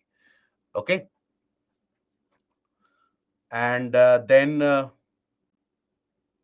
please bring the slide of host fault. Okay, Anurag. And mapping Gulam will give tomorrow. What is the difference between laccolith and bacolith? First of all, there is nothing as bacolith, there is a batholith. So when we talk about batholith, the entire magma chamber in itself has cooled down. When we talk about laccolith, the magma chamber has actually observed the rise of magma, but then that magma, after rising, it has cooled down somewhere above in a dome-like formation. So it is not the entire magma chamber which has cooled down. So that is the difference. In Rift Valley, why does the subduction doesn't happen? Subduction does happen, Sayyid. Observe here, the subduction does happen, isn't it? This undergoes subduction. Faulting, Shiva, refers to the development of a crack. That is what is faulting. Reverse fault basically happen in a flat place. Yes, Lakshmi, that is correct. Giant distribution of volcanoes slide. Okay. So this is the distribution of volcanoes. Is convergence and faults the same? No. Convergence is when you have two plates moving towards each other. Faults can develop in between the plates as well. So, for example, if let's suppose you have a larger plate which is meeting with another plate, so convergence is happening here. But within the plate here, you can have development of a fault due to maybe compressional force here, due to maybe tensional force here. So, fault can happen anywhere. Most of the magma is in outer core or is in asthenosphere. In terms of when we talk about the presence of the molten or the volcanic eruption, the lava, molten lava, that is supplied majorly from asthenosphere itself. Nitin, I hope you are getting. Yes, I see your text, Nitin. Endogenic forces and convection current are the same? Chetan, no. Endogenic forces are all the various forces acting from the interior. One of those forces that ends up getting created, one of those events that ends up getting created due to the residual heat is convection current. Okay, and Vani, because okay, today's session, you thought about any portion that you have not understood. Vani, let me know about that, because many of these theoretical portions which are written as text in the slide, I don't want you to indulge in a kind of a very basic simplistic class 9th and 10th level of classes where I will read up what is written in the slide and you will also read up along with me like you did in your school days. Any doubts that you have faced in the conceptual understanding, that is something which is to be pointed out. Please understand, in these portions, if we don't elevate the level of discussion, you will always be sticking to the portion of the NCRT itself. The level of discussion that any particular class has, that a class goes through, a class of student here, now that is very much dependent on the students themselves. See, I can hold the discussion up till this level, I can elevate the discussion up till here as well. The reason why I pulled faster in the portion of the text is so that this is something which is given in the text, it is easier to understand. Again, tomorrow when we will be talking about the landforms, that is easier to understand. I want you to stress more time in building concepts. Text, reading that, This session is not a replacement for books. If you have a kind of a preconceived notion that if we are sitting in the class, that is my book reading, that is how each and every sentence will be read, and I will be able to clear the exam, let me burst the bubble here itself. It is not going to help you clear the exam unless and until you read it, revise it on your own. No class will help you clear the exam. Bring the chairman of the UPSC also. So this is to show you the idea about how to gain conceptual clarity. If there's a conceptual issue, please feel free to raise it at any point of time. Okay. And Divya, shield and dome volcanoes appears to be the same. So it is same itself. Dome is the landform created. Shield volcano is the name of the volcano. Caldera, Sandeep, basically means that whenever you have a volcanic eruption, in certain cases, in the last phase of volcanic eruption, the central portion simply subducts, creating a large hole in between, or a subducted portion in between. That is a caldera. Okay. And will faults can cause earthquakes? Yes, Mayank, they can. Bhagya, transform fault are the plane of separation generally perpendicular to the mid-oceanic ridge. Yes, that is correct. Because here, please understand, when you have a mid-oceanic ridge, for example, let's suppose here there is a divergence which is happening. Now, this is your mid-oceanic ridge. Now, the entire plate on one side won't be moving at the same speed. So here, if there is a divergence, that will create a kind of a fault as the plates are moving parallel to each other with different speed. So look at it. This is perpendicular to the point of divergence, isn't it? Aravali was created due to folding, one of the oldest fold mountains that are present. That is how Aravalis are created. Lacolith and batholith is something that I have already explained. Look at the about this question also I have explained, Garvit, already. Endogenic forces are limited to crust and asthenosphere. Even below that, that is initiated even below that. Uh, Shanmugapriya, normal fault is created when you have a tensional force due to which there is development of a kind of a crack, and one portion simply undergoes subduction, creating a kind of a scarp plane. That is what we refer to as a normal fault. Okay.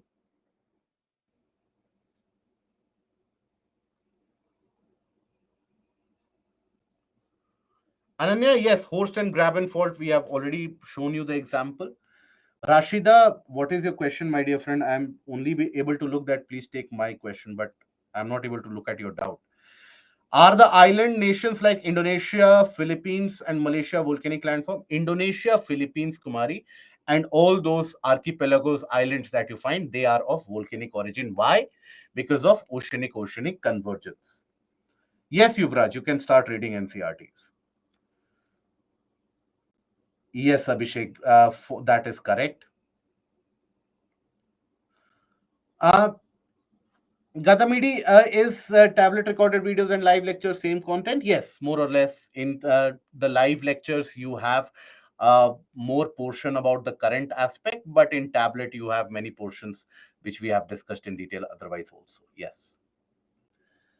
And if there is any mantle plume, VK Kush, then will it always alive or it will be silent after some time?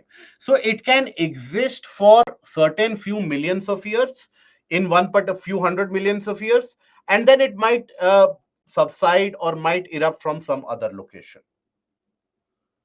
Okay.